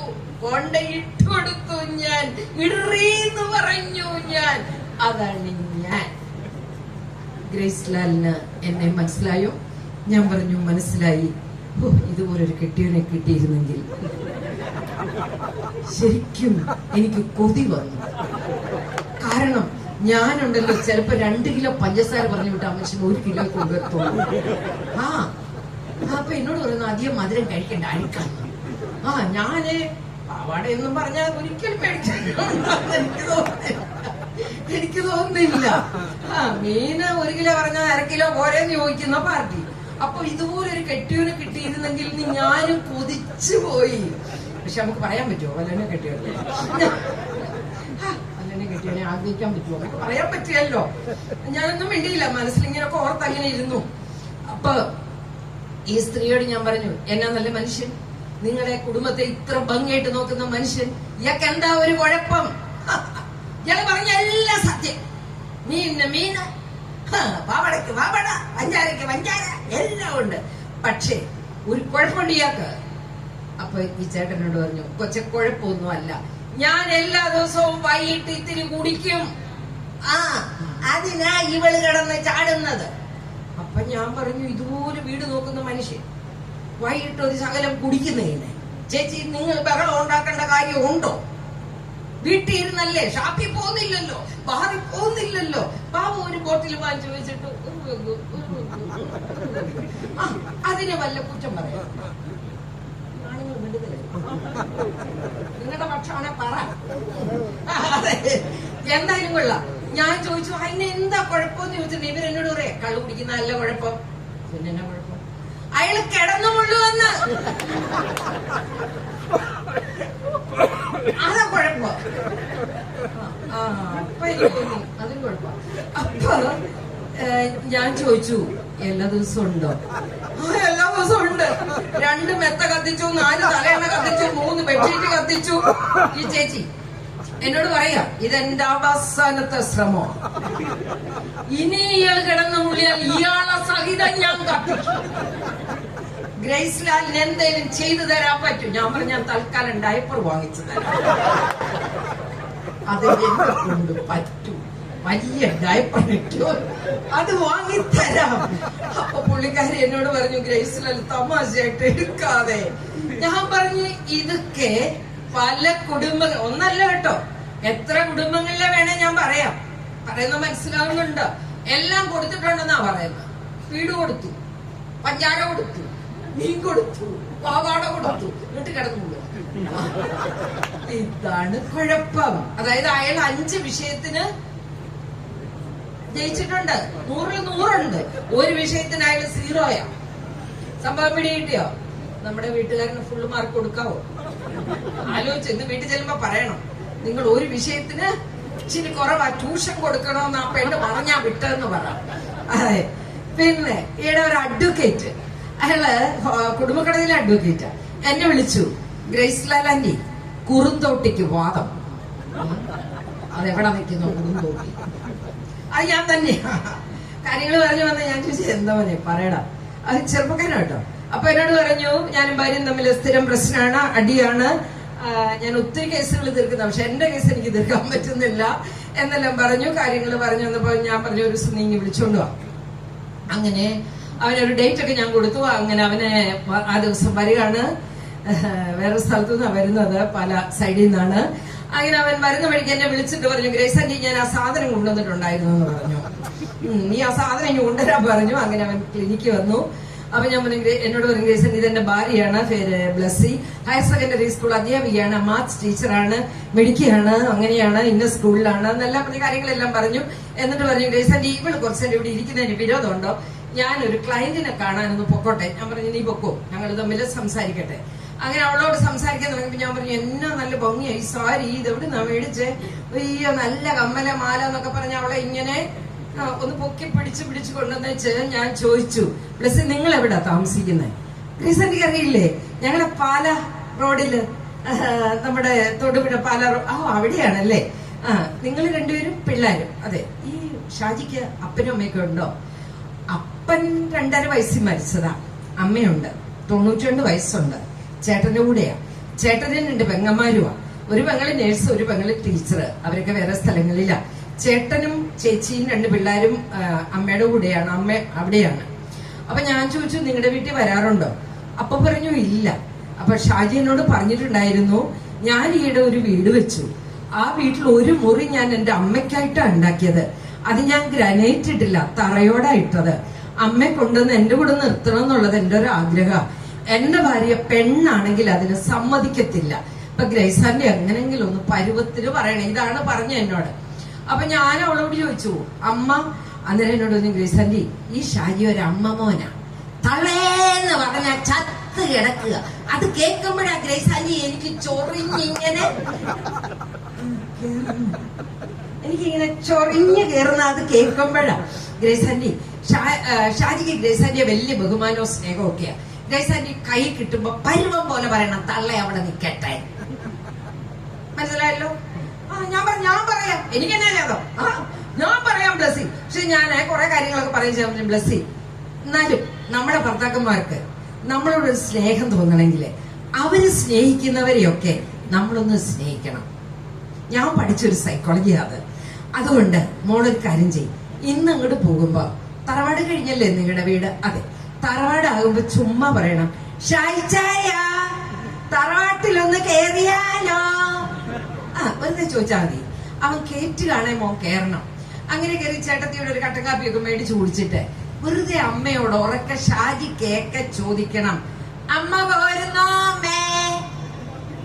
92 വയസ്സിൽ അവര് പോരത്തൊന്നുമില്ല. പക്ഷെ ഇത് കേൾക്കുന്ന ഷാജിക്ക് നിന്നോട് സ്നേഹം കൂടും. അല്ല, മനസ്സിലായോ? നമ്മുടെ കെട്ടിയാണ് നമ്മളോട് സ്നേഹം വരുന്ന വഴിയാ പറഞ്ഞ്. ഇവളെ ഞാൻ ഇതെല്ലാം പഠിപ്പിച്ചു വിട്ടു. ഇവളീ പറഞ്ഞ പോലെ വീടെടുത്തപ്പോ ചോദിച്ചു, ഷായിച്ചായ തറവാട്ടിലൊന്ന് കയറിയാലോ? ഷായിച്ചായ തറവാട്ടിൽ കയറി.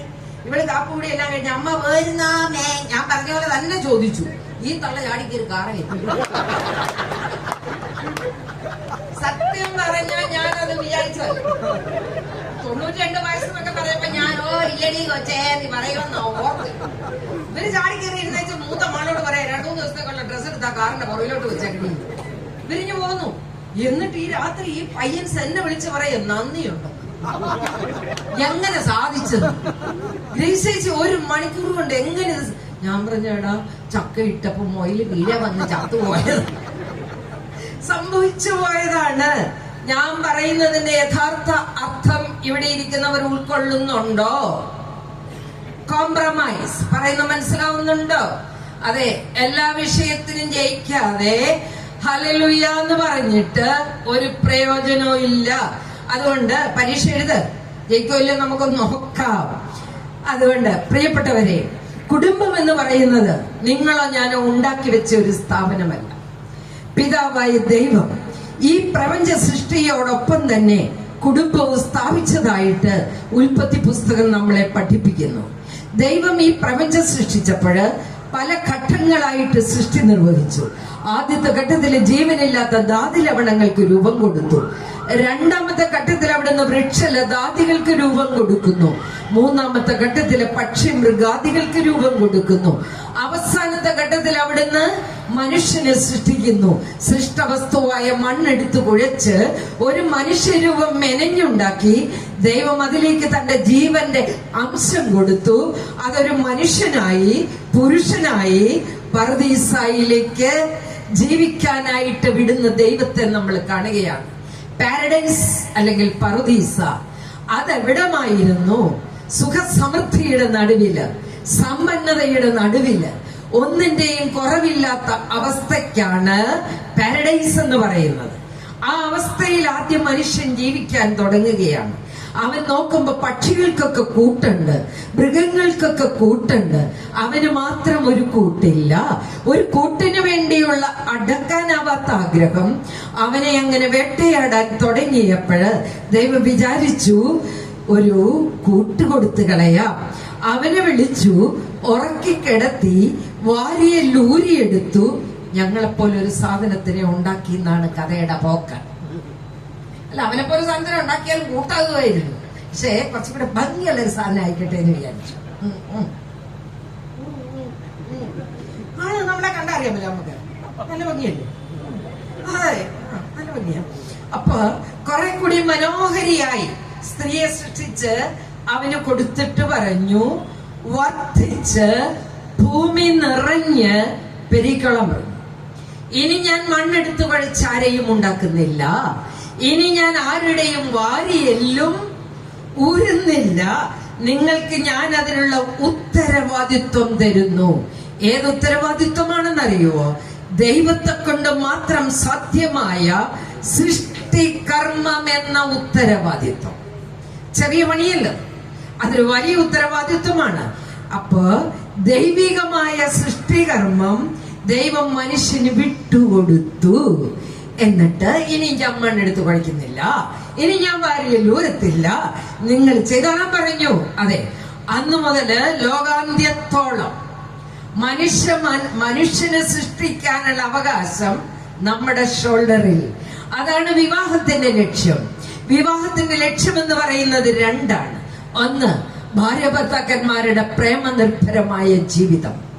രണ്ട്, ആ ജീവിതത്തിൽ നിന്ന് നമുക്ക് ജനിക്കുന്ന നല്ല മക്കൾ, അവരുടെ നല്ല വളർത്തൽ.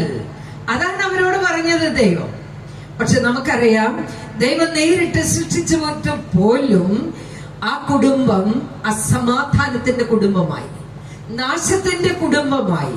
ഇടയ്ക്കിടയ്ക്ക് ദൈവം മക്കളെ സന്ദർശിക്കാൻ വരുമായിരുന്നു. അതെ, ഞാന് വേറെ മാറിയ സമയത്ത് എന്റെ ചാച്ചനും അയച്ചൻ ഞങ്ങക്ക് വീട് വെച്ച് തന്നു. വീടിന്റെ ഓരോ കാര്യങ്ങളും ചാച്ചൻ ഓരോ ദിവസം വന്ന് ചെയ്യും. ഞാൻ ജോലിക്ക് പോയിട്ട് വരുമ്പോ എന്നോട് പറയും, മോളെ ഞാനിവിടെ 2 വാഴ കുഴിച്ചു വെച്ചിട്ടുണ്ട്, ഒന്ന് ഏത്ത വാഴയാണ്, ഒന്ന് പൂവൻ വാഴയാണ്, നീ വെള്ളം ഒഴിക്കണേ. പിന്നെ ചിലപ്പോ പറയും, ഞാൻ ദേ അവിടെ പ്ലാന്തൈ വെച്ചിട്ടുണ്ട്, മാവുന്തൈ വെച്ചിട്ടുണ്ട്. അങ്ങനെ എനിക്ക് വേണ്ട ചാമ്പ തൊട്ട് പേര തൊട്ട് റംബുട്ടാൻ തൊട്ട് എല്ലാ ഫലവൃക്ഷങ്ങളും എന്റെ അമ്മായി അച്ഛൻ എന്റെ വീട്ടുമുറ്റത്ത് നിന്റെ കുഞ്ഞുങ്ങൾ ഒന്നിനും കൊതിക്കരുതേ എന്ന് പറഞ്ഞ് കുഴിച്ചു വെച്ചു തന്നു.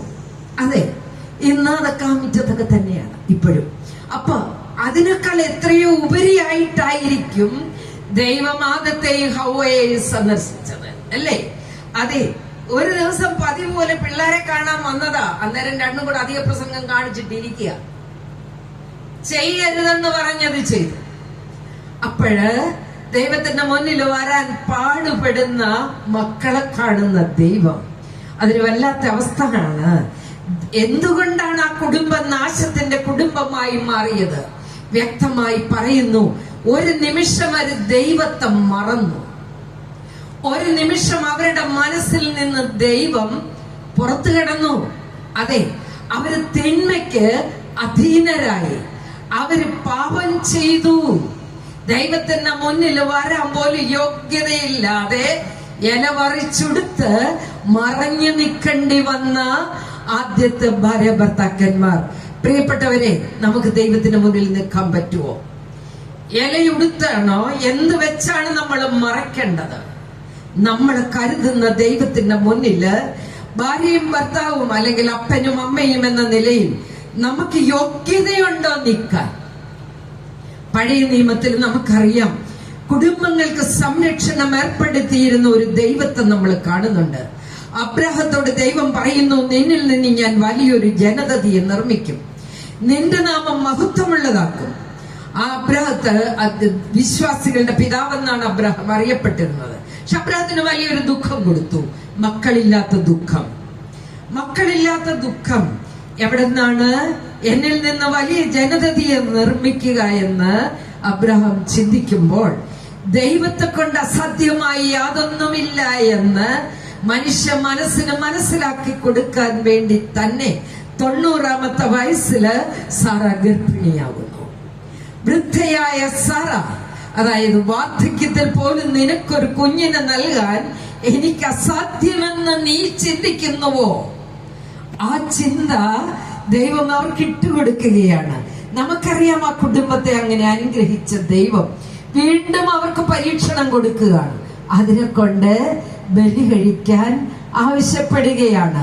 അബ്രാഹത്തിന്റെ സ്ഥാനത്ത് ഞാനായിരുന്നെങ്കിൽ തിരിഞ്ഞു നിന്ന് ഞാൻ ചോദിച്ചേനെ, ഇത്രയും നാൾ ഞാൻ ലൊക്കെന്ന് മക്കളില്ലാതെ ഇതിലെ തേരപ്പാര നടക്കുകയായിരുന്നു, ഇതിനെ തന്നേച്ചെന്തിനാ വീണ്ടും നീ തിരിച്ച് ആവശ്യപ്പെടുന്നത്? ഞാനാണ് തിരിഞ്ഞെന്ന് ചോദിച്ചേനെ. നമ്മൾ എത്ര പ്രാവശ്യം ചോദിച്ചിരിക്കുന്നു, എനിക്ക് മാത്രം എന്തിനാ ദുഃഖം തരുന്നേ? എനിക്ക് മാത്രം എന്തിനാ പൈസ കെട്ടിയവനെ തന്നത്? എത്ര ആണുങ്ങൾ എന്നെ കാണാൻ വന്നതോ അല്ല, ഒന്നാം തരം കെട്ടിയ ആലപ്പുഴന്ന് വന്ന പുള്ളി എന്നെ കെട്ടിയിരുന്ന ഇപ്പൊ ഞാൻ ആരായിരുന്നു എത്ര പ്രാവശ്യം ഒരു സ്ത്രീ എന്നോട് പറയുമെന്നറിയാം. അയാള് രക്ഷപ്പെട്ടത് വേറെ കാര്യം. അവരെ കെട്ടാഞ്ഞോണ്ടേ അങ്ങനെ പറയാറുണ്ട് എന്നോട്. എനിക്ക് അവിടുന്ന് കല്യാണം വന്നു, അത് കെട്ടിയാൽ മതിയായിരുന്നു, ഇവിടുന്ന് കല്യാണം ഇത് കെട്ടിയാൽ മതിയായിരുന്നു. കെട്ടിയോ ഇത് ശരിയല്ലെന്നാ പറയുന്നത്. പക്ഷേ അബ്രഹാം എന്നെ പോലൊരു മണ്ടിയായിരുന്നില്ല. അബ്രഹാം ദൈവഹിതത്തിന് കീഴ്വഴങ്ങുകയാണ്. കുഞ്ഞിന്റെ തലയിൽ വിറക് കെട്ട് വെച്ചു കൊടുത്ത് കുഞ്ഞിനെയും കൂട്ടി മോറിയ മലയിലേക്ക് നടന്നു നീങ്ങുന്ന അബ്രാഹത്തിന്റെ മനസ്സാണ് ദൈവം നമ്മളിൽ നിന്ന് ആവശ്യപ്പെടുന്നത്. പ്രിയപ്പെട്ടവരെ, അതാണ് ദൈവം നമ്മളിൽ നിന്ന് ആവശ്യപ്പെടുന്നത്. മോറിയ മലയിലേക്ക് പോകുമ്പോ കൊച്ചു ചോദിക്കുന്നുണ്ട്, അപ്പ ബലിവസ്തു എവിടെ? ഒരു പതറാതെ തന്റെ ഇടത്തോടെ, അതൊക്കെ സമയം ദൈവം തരും, നീ വാടാ മോനെ. അതെ, അത് ആവേശത്തിലെ സിനിമയിൽ പറയുന്ന പോലെ. അങ്ങനെ ദൈവഹിതത്തിന് കീഴ്വഴങ്ങുന്നവർക്കൊക്കെ കോട്ടകെട്ടി സംരക്ഷിക്കുന്ന ദൈവത്തെ നമ്മൾ കാണുകയാണ്. എന്റെ മകൻ ജോബ് നീതിമാനാണ്. ജോബിന്റെ പുസ്തകം വായിച്ചാൽ നമുക്കറിയാം, ജോബ് സമ്പന്നരിൽ സമ്പന്നനായിരുന്നു. ഇന്നത്തെ പോലല്ല. അന്നത്തെ സമ്പന്നത എന്ന് പറയുന്നത് എത്ര മക്കളുണ്ടെന്നുള്ളതാണ് സമ്പന്നതയുടെ ഒരു ലക്ഷണം. എന്തുമാത്രം കൃഷിസ്ഥലങ്ങൾ ഉണ്ടെന്നുള്ളതാണ് രണ്ടാമത്തെ ലക്ഷണം. ധാന്യപ്പുരകളിൽ എന്തുമാത്രം ബാർലിയും ഗോതമ്പും നിറയുന്നുണ്ടെന്നുള്ളതാണ് മൂന്നാമത്തെ ലക്ഷണം. നമ്മുടെ ഇപ്പൊ അങ്ങനെയല്ലല്ലോ. എത്ര സ്ക്വയർ ഫീറ്റ് ആണ് വീട്? ബെൻസ് ആണോ ഓടിയാണോ? നമ്മളങ്ങനെയല്ലേ പണം നിശ്ചയിക്കുന്നത്? അതങ്ങനെയല്ലേ? എത്ര മക്കളുണ്ട്? അങ്ങനെയായിരുന്നു. അതിൽ ജോബ് സമ്പന്നനായിരുന്നു. പക്ഷെ ജോബിന് പരീക്ഷണങ്ങൾ വരികയാണ്. നീതിമാനായ ജോബിന് ഒന്നൊന്നായി പരീക്ഷണങ്ങൾ വരുന്നു. ഓരോന്നായി നഷ്ടപ്പെടുന്നു. ഓരോന്ന് നഷ്ടപ്പെടുമ്പോൾ ആദ്യമേ കൃഷിസ്ഥലങ്ങള്, ആടുമാടുകള്, മക്കള്, അങ്ങനെ അവന് പ്രിയപ്പെട്ടതെല്ലാം ഓരോന്നായി ദൈവം തിരിച്ചെടുക്കുകയാണ്. ആ സമയത്ത് ദൈവം തന്നു, ദൈവം എടുത്തു, ദൈവനാമം മഹത്വപ്പെടട്ടെ എന്ന് പറഞ്ഞ് ദൈവത്തെ സ്തുതിക്കുന്ന ജോബിനെ നമ്മൾ കാണുന്നു. അവസാന രോഗപീഠകൾ കീഴടക്കി, ദേഹം മുഴുവൻ വ്രണങ്ങൾ വന്നു. ജോബിന്റെ ദേഹം മുഴുവൻ ചലമൊഴുകാൻ തുടങ്ങി. ജോബ് ചാരത്തിൽ ഇരുന്ന് ചാരം വാരി പൊത്തി, ഈച്ച പിടിക്കാതിരിക്കാൻ, നാറാതിരിക്കാൻ. ഇങ്ങനെ രക്തവും ചലവും കൂടെ ഒഴുകുകയാണ് വ്രണങ്ങളിൽ നിന്ന്. അതിന് തടുക്കാനായി ചാരം വാരി ദേഹം മുഴുവൻ പൊത്തിയിരിക്കുന്ന ജോബ്. എന്തോര വേദനയാണ്. ആ വേദനയുടെ ഇടയിലേക്ക് കടന്നു ചെന്ന ഒരു സ്ത്രീയുണ്ട്. നിനക്കറിയാവോന്ന് എനിക്കറിയില്ല. ജോബിന്റെ ഭാര്യ. കണക്കായി പോയി മനുഷ്യനെ ചൊറി. ഞാൻ എന്റെ പോക്കിന് പോകാന്ന് പറഞ്ഞു കെട്ടിയവനാണ്. മനസ്സിലാകുന്നില്ലേ? അവന്റെ വേദനകളിൽ കൂടെ നിൽക്കാത്ത ഭാര്യ, അവനെ വിട്ടുപോകാൻ ആഗ്രഹിക്കുന്ന ഭാര്യ. ഇതൊക്കെ പഴയ നിയമത്തിലുണ്ട്, പുതിയ ജീവിതങ്ങളിലും ഞാൻ കാണുന്നുണ്ട്. പ്രിയപ്പെട്ടവരെ, ദൈവം സഹനങ്ങൾ അല്ലെങ്കിൽ പ്രശ്നങ്ങൾ കുടുംബജീവിതങ്ങളുടെ തുടക്കം മുതൽ ഇന്നും കൊടുക്കുന്നുണ്ട്. ഓരോരുത്തർക്കും ഓരോ പ്രശ്നമാണെന്നുള്ളതേ ഉള്ളൂ. മക്കളില്ലാത്ത ദുഃഖം, മക്കൾ നഷ്ടപ്പെടുന്ന ദുഃഖം, ഭർത്താവില്ലാത്ത ദുഃഖം, ഭാര്യയില്ലാത്ത ദുഃഖം, രോഗങ്ങൾ, അല്ലെങ്കിൽ സാമ്പത്തിക ബാധ്യതകൾ, കടബാധ്യതകൾ. അതെ, ഓരോരുത്തർക്കും ഉണ്ട് ഓരോന്ന്. പക്ഷേ ദൈവത്തിൽ നിന്ന് നമ്മള് ആ ധൈര്യം ഉൾക്കൊണ്ട്, ദൈവത്തിൽ നിന്ന് പ്രകാശം സ്വീകരിച്ച് ദൈവത്തെ നോക്കി ലക്ഷ്യമാക്കി നടക്കാൻ എനിക്കും നിങ്ങൾക്കും പറ്റുന്നുണ്ടോ? എനിക്ക് തോന്നുന്നു പലർക്കും പറ്റുന്നില്ല. നമ്മൾ പറച്ചിലേ ഉള്ളൂ, പറ്റുന്നില്ല. പ്രാർത്ഥിക്കാൻ ആരെയും ഏൽപ്പിക്കും. ഇപ്പൊ ഇവിടെ ഒത്തിരി പേർക്ക് വേണ്ടി പ്രാർത്ഥിക്കേണ്ടെന്നല്ല, പിന്നെ നമ്മൾ ചുമ്മാ നടന്നാൽ മതിയല്ല, അവര് പ്രാർത്ഥിച്ചോളൂ. പ്രാർത്ഥിച്ചോണേ. ഞാൻ പ്രാർത്ഥിക്കുന്നില്ല, ഞാൻ വേറെ വഴിക്കും. സംഭവം മനസ്സിലായോ? ആവശ്യക്കാരൻ പ്രാർത്ഥിക്കണ്ടേ? ആവശ്യക്കാരൻ ദൈവത്തോട് ചേരണ്ടേ? വല്ലവരെ ഏൽപ്പിച്ചാൽ മതിയോ? പോരാ. അതുകൊണ്ട് നമുക്കൊരു തിരിച്ചുപോക്കിന്റെ സമയമായിരിക്കുന്നു പ്രിയപ്പെട്ടവരെ. തിരിച്ചുപോക്കിന്റെ സമയമായിരിക്കുന്നു എന്ന് പറയുമ്പോൾ നമുക്ക് നഷ്ടമായിക്കൊണ്ടിരിക്കുന്ന നമ്മുടെ കുടുംബ ബന്ധങ്ങളെയും, നമുക്ക് നഷ്ടമായിക്കൊണ്ടിരിക്കുന്ന നമ്മുടെ ആത്മീയതയെയും, നമുക്ക് നഷ്ടമായിക്കൊണ്ടിരിക്കുന്ന നമ്മുടെ വിശ്വാസ ജീവിതത്തെയും, നമുക്ക് നഷ്ടമായിക്കൊണ്ടിരിക്കുന്ന നമ്മുടെ ദൈവാത്മകതയെയും തിരിച്ചു പിടിക്കാനാവുമോ? ഒരു കാലത്ത് നമ്മുടെ കുടുംബം ഒരു ജോയിന്റ് ഫാമിലി സിസ്റ്റത്തിൽ അധിഷ്ഠിതമായിരുന്നു. വല്യപ്പനും വല്യമ്മയും ചുറ്റുപ്പന്മാരും ആന്റിമാരും ഒക്കെ ചേരുന്നതിനെയാണ് നമ്മൾ കുടുംബം എന്ന് വിളിച്ചിരുന്നത്. ഞാനൊക്കെ വളർന്ന അങ്ങനെയാണ്. ചാച്ചനൊക്കെ 8 പേര്. എന്റെ അമ്മേ, അതിലൊരാൾക്ക് 11 പിള്ളേര്, വേറൊരെണ്ണത്തിന് 8. അങ്ങനെ 8, 6, 7. എന്റെ ചാച്ചന് 3 ഉണ്ടായിരുന്നുള്ളൂ. ഞാൻ ചാച്ചനോട് ചോദിച്ചു, മത്സരിക്കാൻ ഞാൻ അപ്പൊ ജാസൻ പറഞ്ഞു എനിക്ക് ഇത്ര മതിയെന്ന് ഞാൻ വെച്ചിട്ടാണ്. എനിവേ എല്ലാരും കൂടെ മത്സരിച്ചൊരു വലിയ കുട്ടിപ്പട്ടാളം ഉണ്ടായി ഞങ്ങളുടെ വീട്ടില്. എന്റെ കരുത്ത്, എന്റെ ആത്മവിശ്വാസം, എന്റെ ദൈവവിശ്വാസം എന്റെ ഫാമിലി എനിക്ക് തന്നതാണ്. ഞങ്ങൾക്ക് പണിഷ്മെന്റ് ഉണ്ടായിരുന്നു. പള്ളി പോയില്ലെങ്കിലും മിറ്റത്ത് മുട്ടുകുത്തി നിന്ന് കുറെ പ്രാർത്ഥന റിപ്പീറ്റ് ചെയ്യണമായിരുന്നു. പക്ഷെ ഇന്നൊരു കുട്ടിയെ കൊണ്ട് എന്റെ അടുത്ത് കൗൺസിലിങ്ങിന് വന്നു. 4ാം ക്ലാസ് പഠിക്കുന്ന കുട്ടി. അവൻ എന്നോട് പറയുകയാണ്, ഞാൻ ഈ ലോകത്തിൽ ഏറ്റവും അധികം വെറുക്കുന്നത് എന്റെ മാതാപിതാക്കളെയാണ്. അവൻ എന്നോട് പറയുകയാണ്, അപ്പനെ ഭയമാണ്, അപ്പനെ എനിക്ക് ഭയമാണ്, കാണുന്നത് തന്നെ ഭയമാണ്. അപ്പൊ ഞാൻ പറഞ്ഞു, ലോകത്തിൽ നമ്മൾ ഏറ്റവും അധികം ഇഷ്ടപ്പെടേണ്ട 2 പേര് നമ്മുടെ മാതാപിതാക്കളാ. അവരാണ് നിനക്ക് ജന്മം തന്നത്, ആ അമ്മയാണ് നിനക്ക് മുലപ്പാല് തന്നത്, ആ അപ്പനാണ് നിനക്ക് വേണ്ടതെല്ലാം തരുന്നത്. അന്നേരം എന്നോട് പറയാ, ആന്റി എന്റെ ഷർട്ട് ഒന്ന് ഊരി നോക്ക്, എന്റെ പുറത്ത് ബെൽറ്റ് കൊണ്ടടിച്ച പാടുകൾ, കൈ കിട്ടുന്നത് വെച്ച് എനിക്കിട്ടടിക്കും. കഴിഞ്ഞ ദിവസം ചെരുപ്പൂരി എന്നെ അടിച്ചു. ഞാൻ പോലീസിനെ വിളിച്ചു. പോലീസ് വന്ന് അപ്പനെ പിടിച്ചോണ്ട് പോകണം തന്നെ ഞാൻ ആഗ്രഹിച്ചത്. പോലീസുകാർ വന്ന് എന്നെ വഴക്ക് പറഞ്ഞു. എന്നിട്ട് പോലീസുകാർ പോയി. അതുകൊണ്ടും പ്രയോജനം ഇല്ല. അങ്ങനെയാണ് ഞാൻ വീട്ടിൽ നിന്ന് ഇറങ്ങിപ്പോയത്. പിന്നെ പിടിച്ചോണ്ട് വന്ന കേസാ. അപ്പൊ അവൻ എന്നോട് പറയുകയാണ്, ഞാൻ ഈ ലോകത്തിൽ ഏറ്റവും അധികം വെറുക്കുന്നത് എന്റെ മാതാപിതാക്കളെയാ. ആകെ 2 പിള്ളേരേ ഉള്ളൂ. ഈ 8-10 എണ്ണത്തിന് മാതാപിതാക്കൾ വളർത്തിയ അടി കൊടുത്തിട്ടുണ്ടായിരിക്കും, ഒക്കെ ഉണ്ട്. പക്ഷെ അവരാരും വെറുത്തില്ല. ഞാന് പറയുന്നതിന്റെ അർത്ഥം മനസ്സിലായോ? കുടുംബം ചെറുതായി ഞാൻ, എന്റെ ഭർത്താവ്, എന്റെ പിള്ളേര്. ആദ്യകാലത്ത് 3 പിള്ളേരെന്നാൽ ഇടപാടുണ്ടായിരുന്നു. പിന്നെ അത് പോയി നമ്മൾ 2, നമുക്ക് 2, പിന്നെ അത് പോയി നാം 1, നമുക്കൊന്ന്, പിന്നെ അത് പോയി ഏറ്റവും പുതിയതറിയാവോ? അത്രേ അറിയത്തുള്ളല്ലേ. ഞാൻ ഒന്നുകൂടെ പഠിപ്പിക്കട്ടെ. കുട്ടി വേണ്ട, പട്ടി മതി എന്നായി. കുട്ടി വേണ്ട, പട്ടി മതി. പട്ടിക്കൊക്കെ ഇപ്പൊ എന്താ ഗമ, നിങ്ങൾ കാണാറില്ലേ? പട്ടി കറി പോകുന്നതൊക്കെ. പട്ടി AC റൂമിലാ വളരുന്നേ. എനിക്ക് വരുന്ന ഒരു ഡോക്ടറുണ്ട്, അവളുടെ പട്ടി അവള് AC റൂമിലാ വളർത്തുന്നേ. വേറെ എനിക്ക് ഒരു അപ്പനും അമ്മയും കൂടെ ഒരു മോളെ കൊണ്ട് വന്നിട്ട്, അവള് BArch കഴിഞ്ഞ ആർക്കിടെക്റ്റാ. അവള് കല്യാണത്തിന് സമ്മതിക്കാഞ്ഞിട്ട്, എന്റെ ജോലി ഇതൊക്കെ കേട്ടോ, പ്രസവിക്കാൻ സമ്മതിപ്പിക്കുക, കല്യാണത്തിന് സമ്മതിപ്പിക്കുക, ഇതൊക്കെ എന്റെ പട്ടി. അപ്പൊ ഇവളെ കല്യാണത്തിന് സമ്മതിപ്പിക്കണോ? അങ്ങനെ കാര്യങ്ങൾ പറഞ്ഞു വന്ന വഴിക്ക് ഞാൻ ഇവളോട് കുടുംബത്തെ കുറിച്ച് പറയുകയാണ്. കുടുംബം എന്ന് പറയുന്നത് അങ്ങനെയാണ് ഇങ്ങനെയാണെന്നൊക്കെ പറഞ്ഞു വന്നപ്പം അവൾ എന്നോട് പറഞ്ഞു, നോ അതല്ല. അപ്പൊ ഞാൻ ചോദിച്ചു, പിന്നെ വാട്ട് ഈസ് ഫാമിലി? അപ്പൊ അവൾ എന്നോട് പറഞ്ഞു, നമുക്കിഷ്ടമുള്ള ആരുടെ കൂടെ, നമുക്കിഷ്ടമുള്ള എന്തിന്റെ കൂടെ ജീവിക്കുന്നതിനെയാണ് ഫാമിലി എന്ന് പറയുന്നത്. ഞാൻ പറഞ്ഞു, ഞാൻ ഈ കുറച്ച് ദിവസങ്ങൾക്ക് മുമ്പ് ഒരു സൺഡേ ഒരു പള്ളിയിൽ പ്രസംഗിക്കാൻ പോകാൻ ഒരുങ്ങുമ്പോ എന്റെ മകന്റെ കുട്ടി 2ാം ക്ലാസ്സുകാരനാണ്. അവൻ എന്റെ അടുത്ത് വന്നിട്ട് ചോദിച്ചു, അമ്മ എങ്ങടാ? ഞാൻ പറഞ്ഞു, പള്ളിയിൽ പ്രസംഗിക്കാൻ പോണം. അന്നേരം അവൻ എന്നോട് ചോദിച്ചു, പള്ളിയിൽ അച്ഛന്മാര് പ്രസംഗിച്ചാ പോരെ, അമ്മ എന്തിനാ പോന്നേ? ഞാൻ പറഞ്ഞു, ആ അച്ഛൻ അറിയാൻ മേലാത്തൊരു കാര്യം ഞാൻ ചെന്ന് പറയാൻ അച്ഛൻ പറഞ്ഞു. ഉടനെ അവൻ എന്നോട് ചോദിച്ചു, അതേത് കാര്യം? ഞാൻ പറഞ്ഞു, about family. What is family? ഉടനെ അവൻ എന്നോട് പറഞ്ഞു, father, mother and children form A family. എന്നിട്ട് എന്നോട് ചോദിച്ചു, ഈസ് ഇറ്റ് കറക്റ്റ്? ഞാൻ പറഞ്ഞു, യെസ്. ഞാൻ ചോദിച്ചു, നിന്നോട് ആരാടാ ഇത് പറഞ്ഞത്? അത് ഞങ്ങളുടെ GK പഠിപ്പിച്ചതാ. ഞങ്ങളുടെ GK പഠിപ്പിച്ചു, അച്ഛനും അമ്മയും മക്കളും ചേരുന്നതാണ് കുടുംബമെന്ന്.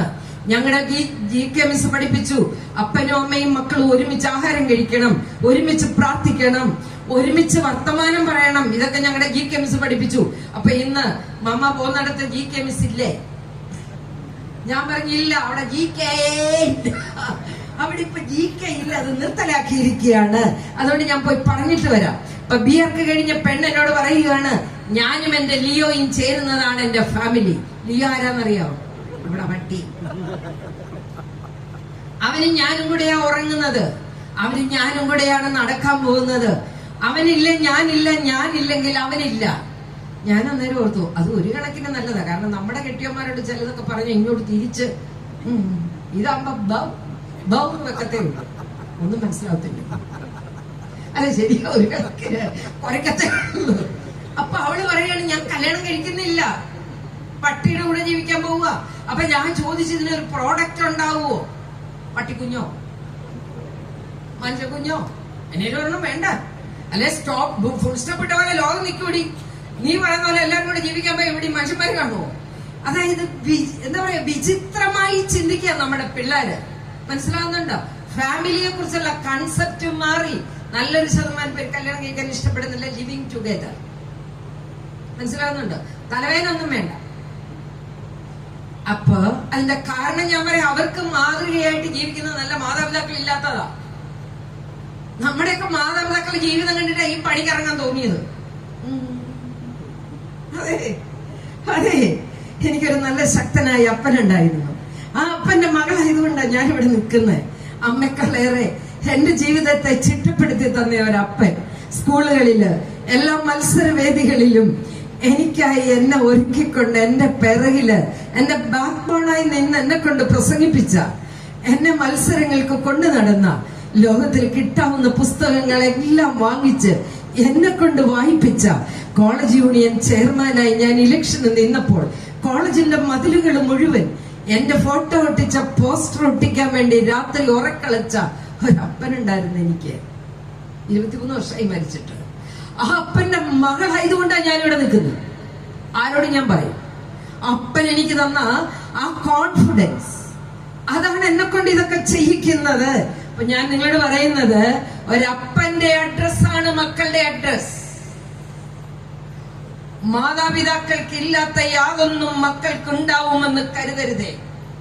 മുടക്കുമുതലനുസരിച്ച് ലാഭം പ്രതീക്ഷിക്കാവൂ, കൊള്ള ലാഭം പ്രതീക്ഷിക്കരുത്. കേൾക്കുന്നുണ്ടോ?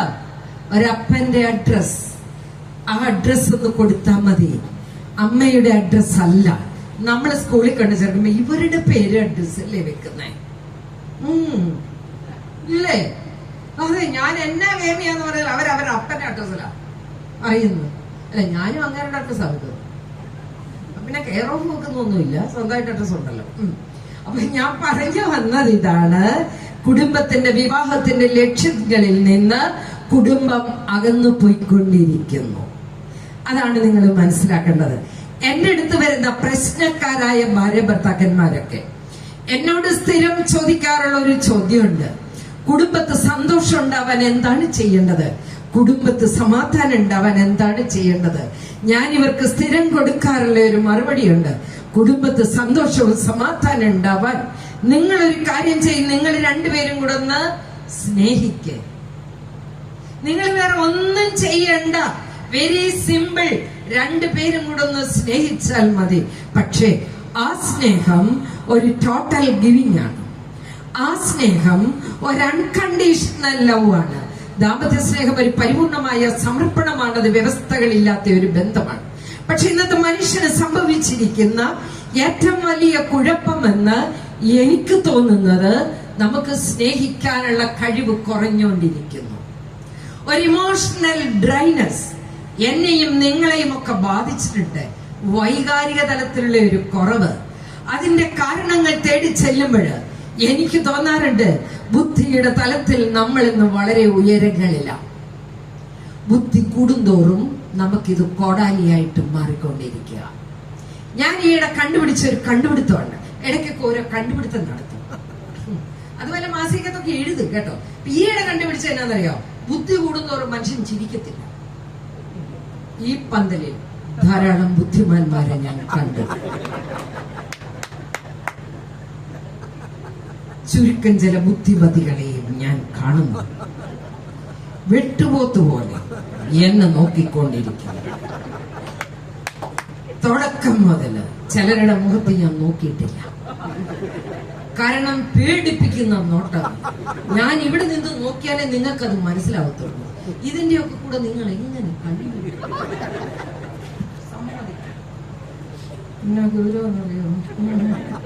ചിരിക്കൂല. എനിക്കറിയില്ല, ചില സ്ത്രീകൾ ഇപ്പോഴിരിപ്പുണ്ട്. എനിക്കറിയില്ല എന്തിനാണ് ഇങ്ങനെ ഇരിക്കുന്നതെന്ന്. ചിരിച്ചാലെന്താ കുഴപ്പം? നമ്മളൊക്കെ സാധാരണ മനുഷ്യരല്ലേ? ഓ, നിങ്ങൾ സാധാരണക്കാരല്ലേ? നിങ്ങൾ ആരും നിങ്ങൾ സാധാരണക്കാരാണെങ്കിൽ നമ്മുടെ കുടുംബത്തിനൊരു ഭാഷയുണ്ടാവണം. കുടുംബത്തിന്റെ ഭാഷ സ്നേഹത്തിന്റെ ഭാഷയാവണം. സ്നേഹത്തിന്റെ ഭാഷ ഹൃദയത്തിന്റെ ഭാഷയാവണം. യുക്തിബോധം കുടുംബത്തിന്റെ ഭാഷയല്ല. എല്ലാ യുക്തിയെയും കടത്തി വെട്ടുന്ന ഹൃദയത്തിന്റെ ഭാഷ ശീലിക്കണം. നമ്മള് വർത്താനം പറയാൻ പഠിച്ചാൽ മതി, ജീവിതം മനോഹരമാക്കാം. നമ്മുടെ വീട്ടുകാർക്കാ വർത്താനം പറയാൻ അറിയാന്ന് പറ, വർത്താനം പറയാൻ അറിയോ? അയ്യോ നമ്മളായിട്ട, അയ്യോ എന്റെ പൊന്നു കേൾക്കാനെ ഞാനായിട്ട, എല്ലാരും ഇങ്ങനെ പറയുന്നത്. ആരാ ഇവിടെ വർത്താനം പറയുന്നെന്നാ പറയുന്നത്? ചോറ് വിളമ്പി തട്ടി ഉരുട്ടി അകത്താക്കിയിട്ട് എടുത്തോ, പാത്രം എടുത്തോളാൻ. കുറെ നേരം കഴിയുമ്പോ ചായ ദേണ്ടേ, 5-6 വാക്ക് മതി ഒരു വീട്ടില്. ബാക്കി മുഴുവൻ സമയം ഈ കുണ്ടനാണ്ടം തൂത്തോണ്ടിരിക്കുക. അല്ലെന്ന് പറ. ഇന്ന് രാവിലെ വന്ന പെങ്കൊച്ച്, അവള് എഞ്ചിനീയറാണ്, അവൻ ഡോക്ടറാണ്. അവൾ എന്നോട് പറയും, ഇങ്ങോട്ട് വരും, വന്ന ഉടനെ അങ്ങോട്ട് ഇരുന്നിട്ട് ഷൂരി സോക്സൂരി ഒരു ഏറാ കാലേ പൊക്കും. എന്നിട്ട് അവിടെ ഒരു ഇരിപ്പിരുന്നിട്ട് ഈ തൂര് തന്നെ ദൂരെ, തുണി പോലും മാറുന്നില്ല, ദൂരോട് ദൂരെ. ചിലപ്പോ തന്നെ ചിരിക്കുന്ന കാണാം, വട്ടാണോ എന്റെ മാടോ എനിക്ക് സംശയമില്ല. റീൽസ് കണ്ട് ചിരിച്ചാണ് അവൻ എന്നോട്. ഞാൻ ചോദിച്ചു, 2 കുഞ്ഞുങ്ങളുണ്ട്, ഭാര്യയുണ്ട്, നിനക്ക് വരുമ്പോ ആ അടുക്കളയിലോട്ട് കയറി എടി എന്നെ തിന്നാനുണ്ടോന്ന് പൊക്കി പൊക്കി പൊക്കി നോക്കാൻ പറ്റും. ഞാനാണ് എങ്ങനെ കയറി അടുക്കള എല്ലാം പാത്രം പൊക്കി നോക്കും, എല്ലാം തിന്നാനും തോന്നുന്നു. കയറി വരുമ്പോ തൊട്ട് തിന്നാൻ കൊള്ളാന്ന് സാരം എല്ലാം തിന്നു നിന്നാ ഞാൻ അടുക്കളയിലോട്ട് പോകുന്നത്. അപ്പൊ ഞാൻ പറഞ്ഞു, അതെ എനിക്കറിയില്ല, കമ്മ്യൂണിക്കേഷൻ ഇല്ല വീടുകളിൽ, ഇല്ല. സത്യമാ ഞാൻ പറഞ്ഞു. ആവശ്യമില്ലാത്തവരോട് കമ്മ്യൂണിക്കേഷൻ ഉണ്ട് താൻ, ആവശ്യമില്ലാത്തവരുടെ. എനിക്കറിയില്ല, കണ്ണും കാണുകയില്ല, ചെവിയും കേൾക്കില്ല. ഇൻസ്റ്റാഗ്രാം, ഫേസ്ബുക്ക്, മെസ്സഞ്ചർ എല്ലാം കൂടരാട്ടോ. എന്റെ അമ്മോ, കണ്ണും കാണുകയില്ല, ചെവിയും കേൾക്കില്ലെന്നോ പറയാം. എനിക്കറിയാം ഇതൊക്കെ എവിടുന്ന് പഠിക്കുന്നതാന്നുള്ളത് സത്യം. അയ്യോ, എനിക്ക് സംശയം എന്ന് പറഞ്ഞാൽ വിദ്യാഭ്യാസം വിവരമില്ലാത്ത ചില സ്ത്രീകൾക്ക് എത്ര ഭംഗിയായിട്ട് ഇതൊക്കെ ഹാൻഡിൽ ചെയ്യാൻ പറ്റുന്നു. കഴിഞ്ഞ ദിവസം ഒരു 6ാം ക്ലാസ് വരെയാണ് പഠിച്ചിരണം, അവൾക്ക് ഇല്ലാത്ത സാധനങ്ങളൊന്നും ഇല്ല. അവളിങ്ങനെ ആപ്പാടെ എന്നിട്ട് വേർത്തന 6 കാമുകന്മാരുണ്ട്, പക്ഷെ അതിലൊരാളെ സീരിയസ് ഉള്ളെന്ന് അവള് പറഞ്ഞു, മറ്റൊക്കെ ചുമ്മാ സ്റ്റെപ്പിന് വെച്ചിരിക്കുകയായിരുന്നു. അപ്പൊ ഭർത്താവിന് അറിയില്ല, ഭർത്താവാണ് ഒരു ഓട്ടോറിക്ഷ ഡ്രൈവർ. അവനാണ് അവിടെ ഒരു മാളിന്റെ വാക്കിൽ കിടന്ന് ഓടിക്കുക. അവന്റെ ജോലി എന്ന് വെച്ചാൽ മാളി വരുന്നവരുടെ സാധനം വീട്ടിൽ കൊണ്ടു കൊടുക്കാൻ അവനെ വിളിച്ചോണ്ട് പോകും, തിരിച്ചവൻ വരും. അവനത് അവിടെ കിടന്ന് ഓടുന്നതുകൊണ്ട് ന്യായമായിട്ട് പൈസ കിട്ടുന്നു. അവൻ പറഞ്ഞു, എനിക്ക് ഒരു തലവേദനയില്ല. പിന്നെ അവൻ കളിക്കുടുക്ക വായിക്കും, ബാലരമ വായിക്കും. അവൻ എത്ര വായിക്കത്തുള്ളൂ? കളിക്കുടുക്ക, ബാലരമ, ഒരു കുഴപ്പമില്ല, ഓട്ടോറിക്ഷ അതാണ് വായിക്കുന്നത്. പക്ഷെ ഇവിടെ അവിടെ ഇരുന്ന് വീട്ടിൽ ഇരുന്ന് വിശ്രമവേളകളിലെ വിനോദ പ്രവൃത്തികൾ ആനന്ദകരമാക്കി. 6 ജില്ലയിലാണ് 6 പേര്, കണ്ണൂർ തൊട്ട് ഇങ്ങോട്ട്. എന്നിട്ട് അതോ ഇതിനെ കണ്ടാൽ തെറ്റിദ്ധരിക്കരുത്, ഒരു ചൈതന്യമുള്ള സാധനമല്ല, തുണിയില്ലാത്ത പടം അയച്ചു കൊടുത്തിരിക്കുക. ഇത് കാണാനെങ്കിലും എന്തെങ്കിലും ഒരു മെന വേണ്ടേ? എനിക്കറിയില്ല.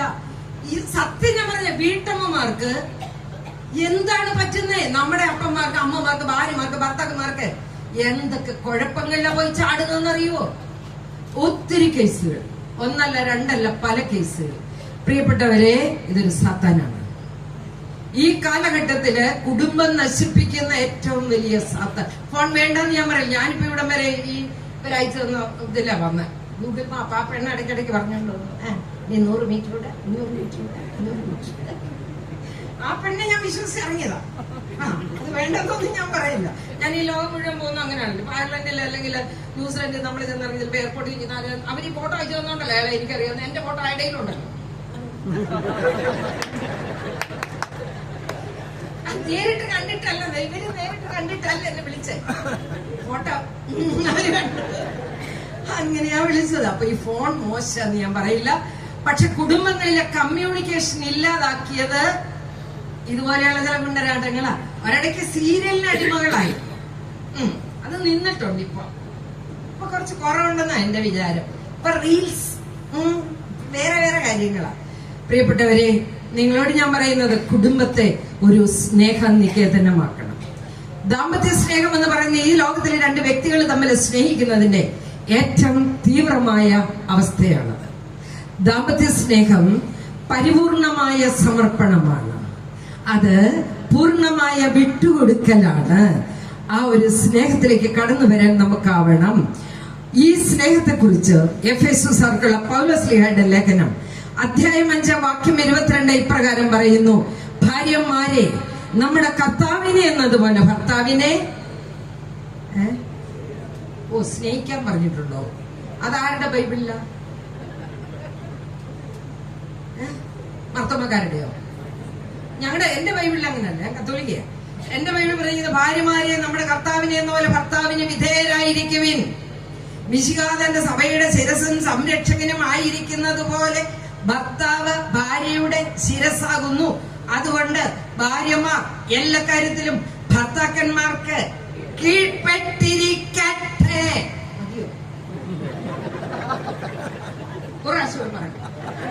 പറയാലോ, ഭാര്യമാർ എല്ലാ കാര്യത്തിലും ഭർത്താക്കന്മാർക്ക് വിഷമം തോന്നുന്നുണ്ടോ? എന്നെ കിട്ടിക്കാൻ ഞങ്ങളുടെ പള്ളി കൊണ്ടുവരുന്നത് ഞങ്ങളുടെ പള്ളിയിൽ അച്ഛൻ ഈ ഭാഗം വായിച്ചപ്പോൾ ഞാൻ പേടിച്ചു. എന്റെ അവിടെ തമ്മിലാണ് എന്തും ചെയ്യാനുള്ള അധികാരമാണോ ഇതിയാൻ വിട്ടുകൊടുക്കുന്നത്? ഇത് ഇത്തിരി കട്ടിയാണല്ലോ എന്ന് എനിക്ക് തോന്നി. പൗലോസ്ലീഹയാണ് ആളൊരു സ്ത്രീ വിദ്വേഷിയാണെന്ന് എനിക്ക് അന്നേരം പിടികിട്ടി. പൗലോസ്ലീഹ ആളിത്തിരി കുഴപ്പക്കാരനാണ്. അതുകൊണ്ട് ഞാൻ അടുത്ത ഭാഗം ശ്രദ്ധിച്ചു. പൗലോസ്ലീഹ പ്ലേറ്റ് തിരിച്ചു വെച്ചു. ഭർത്താക്കന്മാരെ മിശിഹ തന്റെ സഭയെ സ്നേഹിച്ചതുപോലെ നിങ്ങൾ നിങ്ങളുടെ ഭാര്യമാരെ സ്നേഹിക്കുവൻ.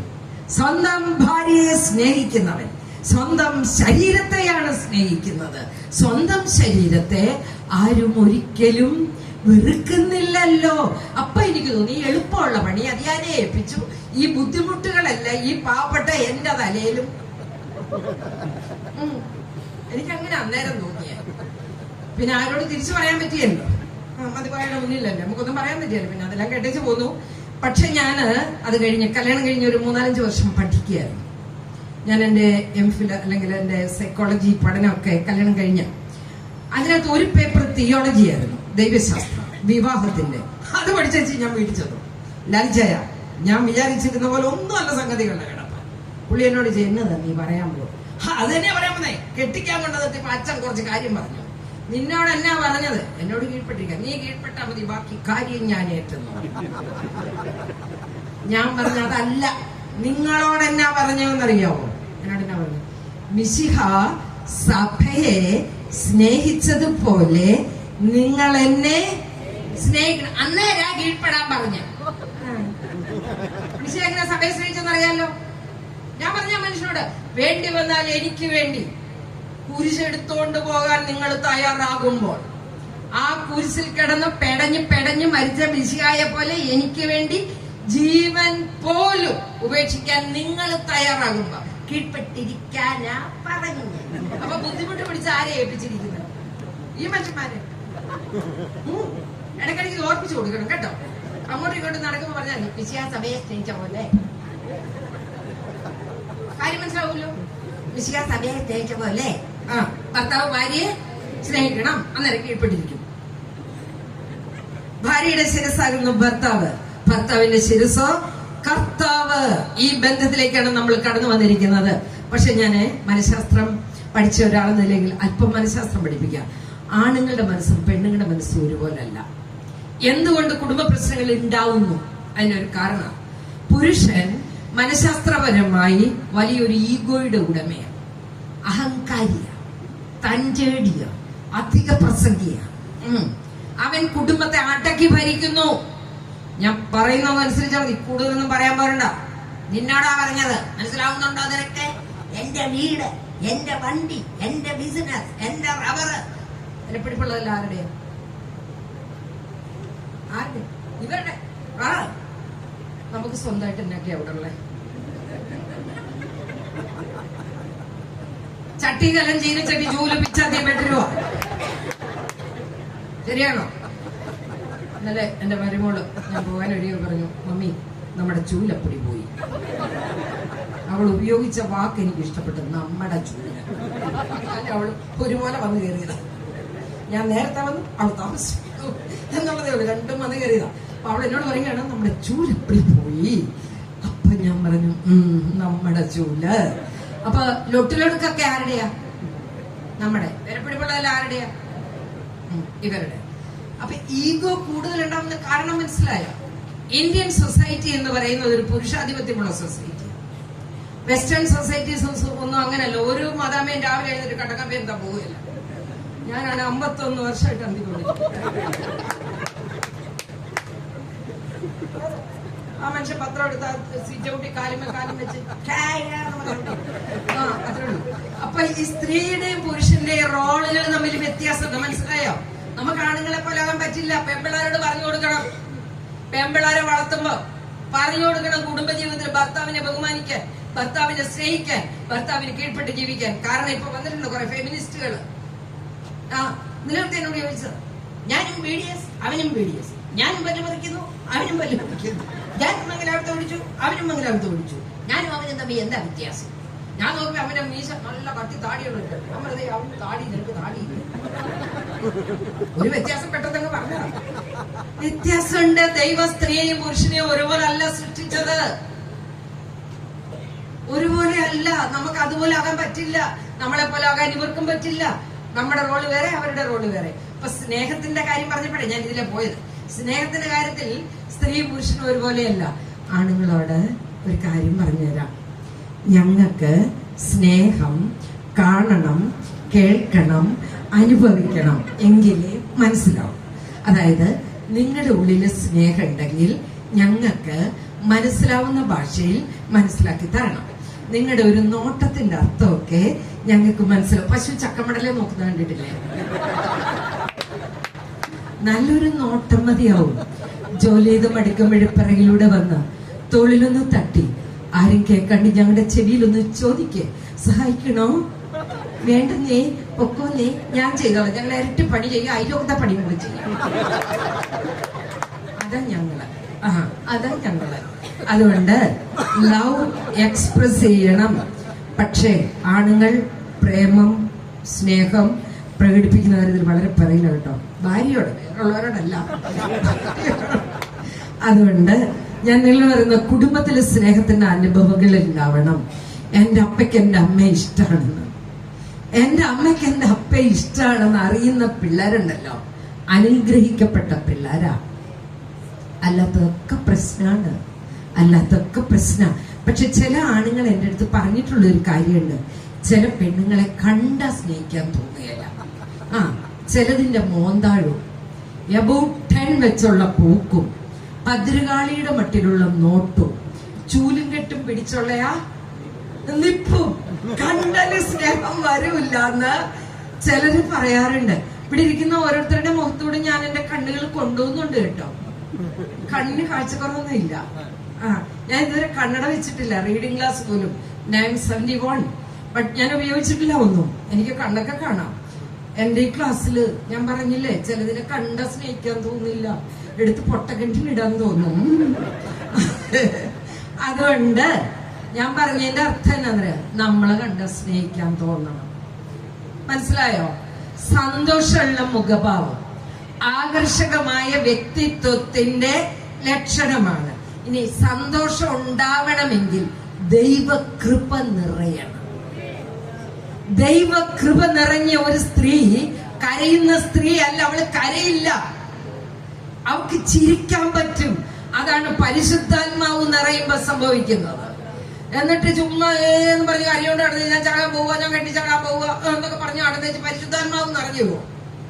ഇല്ല, പരിശുദ്ധാത്മാവ് വന്ന ചൈലോകത്ത് കയറിയിട്ട് അതിലെ പോയി. പറഞ്ഞ പോലെ മനസ്സിലായോ?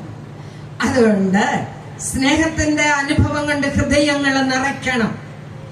അപ്പോഴാണ് കുടുംബം ഒരു അനുഭവമായി മാറുന്നത്. സ്നേഹം പോലെ തന്നെ വളരെ പ്രധാനപ്പെട്ട ഒന്നാണ് ദാമ്പത്യ വിശ്വസ്തത. ഭാര്യ ഭർത്താക്കന്മാർ വിശ്വസ്തരായിരിക്കണം. വിശ്വസ്തത എന്ന് പറയുന്നത് മനസ്സിന്റെ വെറും ഒരു തോന്നലല്ല, അത് വിശ്വാസമാണ്. ആ വിശ്വസ്തത നഷ്ടപ്പെടുന്നു. അത് ഒത്തിരിയേറെ കേസുകൾ എനിക്ക് വരികയാണ്. പ്രായമുള്ളവരെന്നോ ഇല്ലാത്തവരെന്നോ എനിക്ക് ഇടവന്ന ഒരു കേസ്. 29 വയസ്സുള്ള ചെറുക്കൻ 61 വയസ്സുള്ള സ്ത്രീയെ വിളിച്ചോണ്ട് കല്യാണം കഴിക്കാൻ വന്നിരിക്കുന്നു. 29 വയസ്സുള്ള ചെറുക്കൻ എഞ്ചിനീയറാണ്. അവന് കോട്ടയം ജില്ലയിലെ ഒരു എഞ്ചിനീയറിംഗ് കോളേജിൽ എഞ്ചിനീയറിംഗിന് പഠിക്കുമ്പോൾ ഒരമ്മ മകളെ ചേർക്കാൻ ആ കോളേജിൽ വരുന്നു. അമ്മ മകളെ ചേർക്കാൻ വന്നപ്പോൾ കോളേജ് കണ്ടു. വലിയ ബ്രഹ്മാണ്ഡമായ കോളേജ്, എഞ്ചിനീയറിംഗ് കോളേജൊക്കെ കണ്ടപ്പോൾ അമ്മ പേടിച്ചുപോയി. അമ്മ വാതൊക്കെ വന്നപ്പോ ആദ്യം കണ്ടത് ഈ പയ്യനെയാണ്. അവനെ വിളിച്ചിട്ട് ചോദിച്ചു, എടാ മോനെ, എനിക്ക് വഴി അറിയത്തില്ല, ഓഫീസ് അറിയത്തില്ല, മോനൊന്ന് പറഞ്ഞേടാ. മോൻ വിളിച്ചോണ്ട് പോയി, ഓഫീസ് പറഞ്ഞു കൊടുത്തു, ഫീസ് അടച്ചു, ക്ലാസ് റൂം കാണിച്ചു കൊടുത്തു. അവനും അവൾ ഒരു ക്ലാസ്സിലാണ്, EEE ആണ് അവരെടുത്തേക്കുന്നത്, ഇലക്ട്രോണിക്സ് ആൻഡ് ഇലക്ട്രിക്കൽസ്. അപ്പൊ അമ്മ പറഞ്ഞു, മോനെ എനിക്ക് സന്തോഷമായി, നീ അവളെ നോക്കിക്കോണേടാ. ഞാൻ ഏറ്റമ്മ. അമ്മ ധൈര്യമായിട്ട് പൊക്കോ. എടാ മോനെ, അവളെ വീട്ടിലേക്ക് നീ ബസ് കയറ്റി ഒന്ന് വിടണേ, വെറുതെ വിടരുതേ, ഞാൻ എല്ലാം നിന്നെ വിളിച്ച് ചോദിച്ചോളാം. അങ്ങനെ മകളെ നോക്കുന്ന കാര്യം ഇവനെ ഏൽപ്പിച്ചിട്ട് അമ്മ പോയി. അവൻ കൃത്യമായി നോക്കി.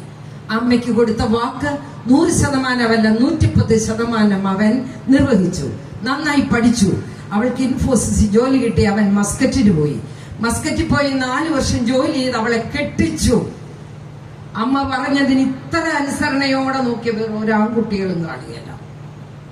എന്നിട്ട് അവിടെ കെട്ടിയിലൊക്കെ കഴിഞ്ഞ അമ്മയ്ക്ക് ഒരു മകളെ ഉണ്ടായിരുന്നത്, കെട്ടിച്ചു. ഇനിയിപ്പൊ ഇവളെ കല്യാണം കഴിക്കണം. അതിനാണ് ഈ അവധിക്ക് വന്നിരിക്കുന്നത്. അവന്റെ അമ്മയ്ക്ക് വയസ്സ് 58 ഉള്ളൂ. അപ്പനൊരു അധ്യാപകനായിരുന്നു. 2 ചേട്ടന്മാര് UK-ലാണ്. കുടുംബസമേതം ഇവനെ പിടിച്ചു കെട്ടിയിട്ട് കൊണ്ടുവന്നതാണ്. അപ്പൊ എന്നോട് പറഞ്ഞ്, എനിക്ക് അവരില്ലാതെ ജീവിക്കാൻ പറ്റില്ല, അവരില്ലെങ്കിൽ ഞാൻ ആത്മഹത്യ ചെയ്യും. അവനെ ഞാനങ്ങ് വിടുക.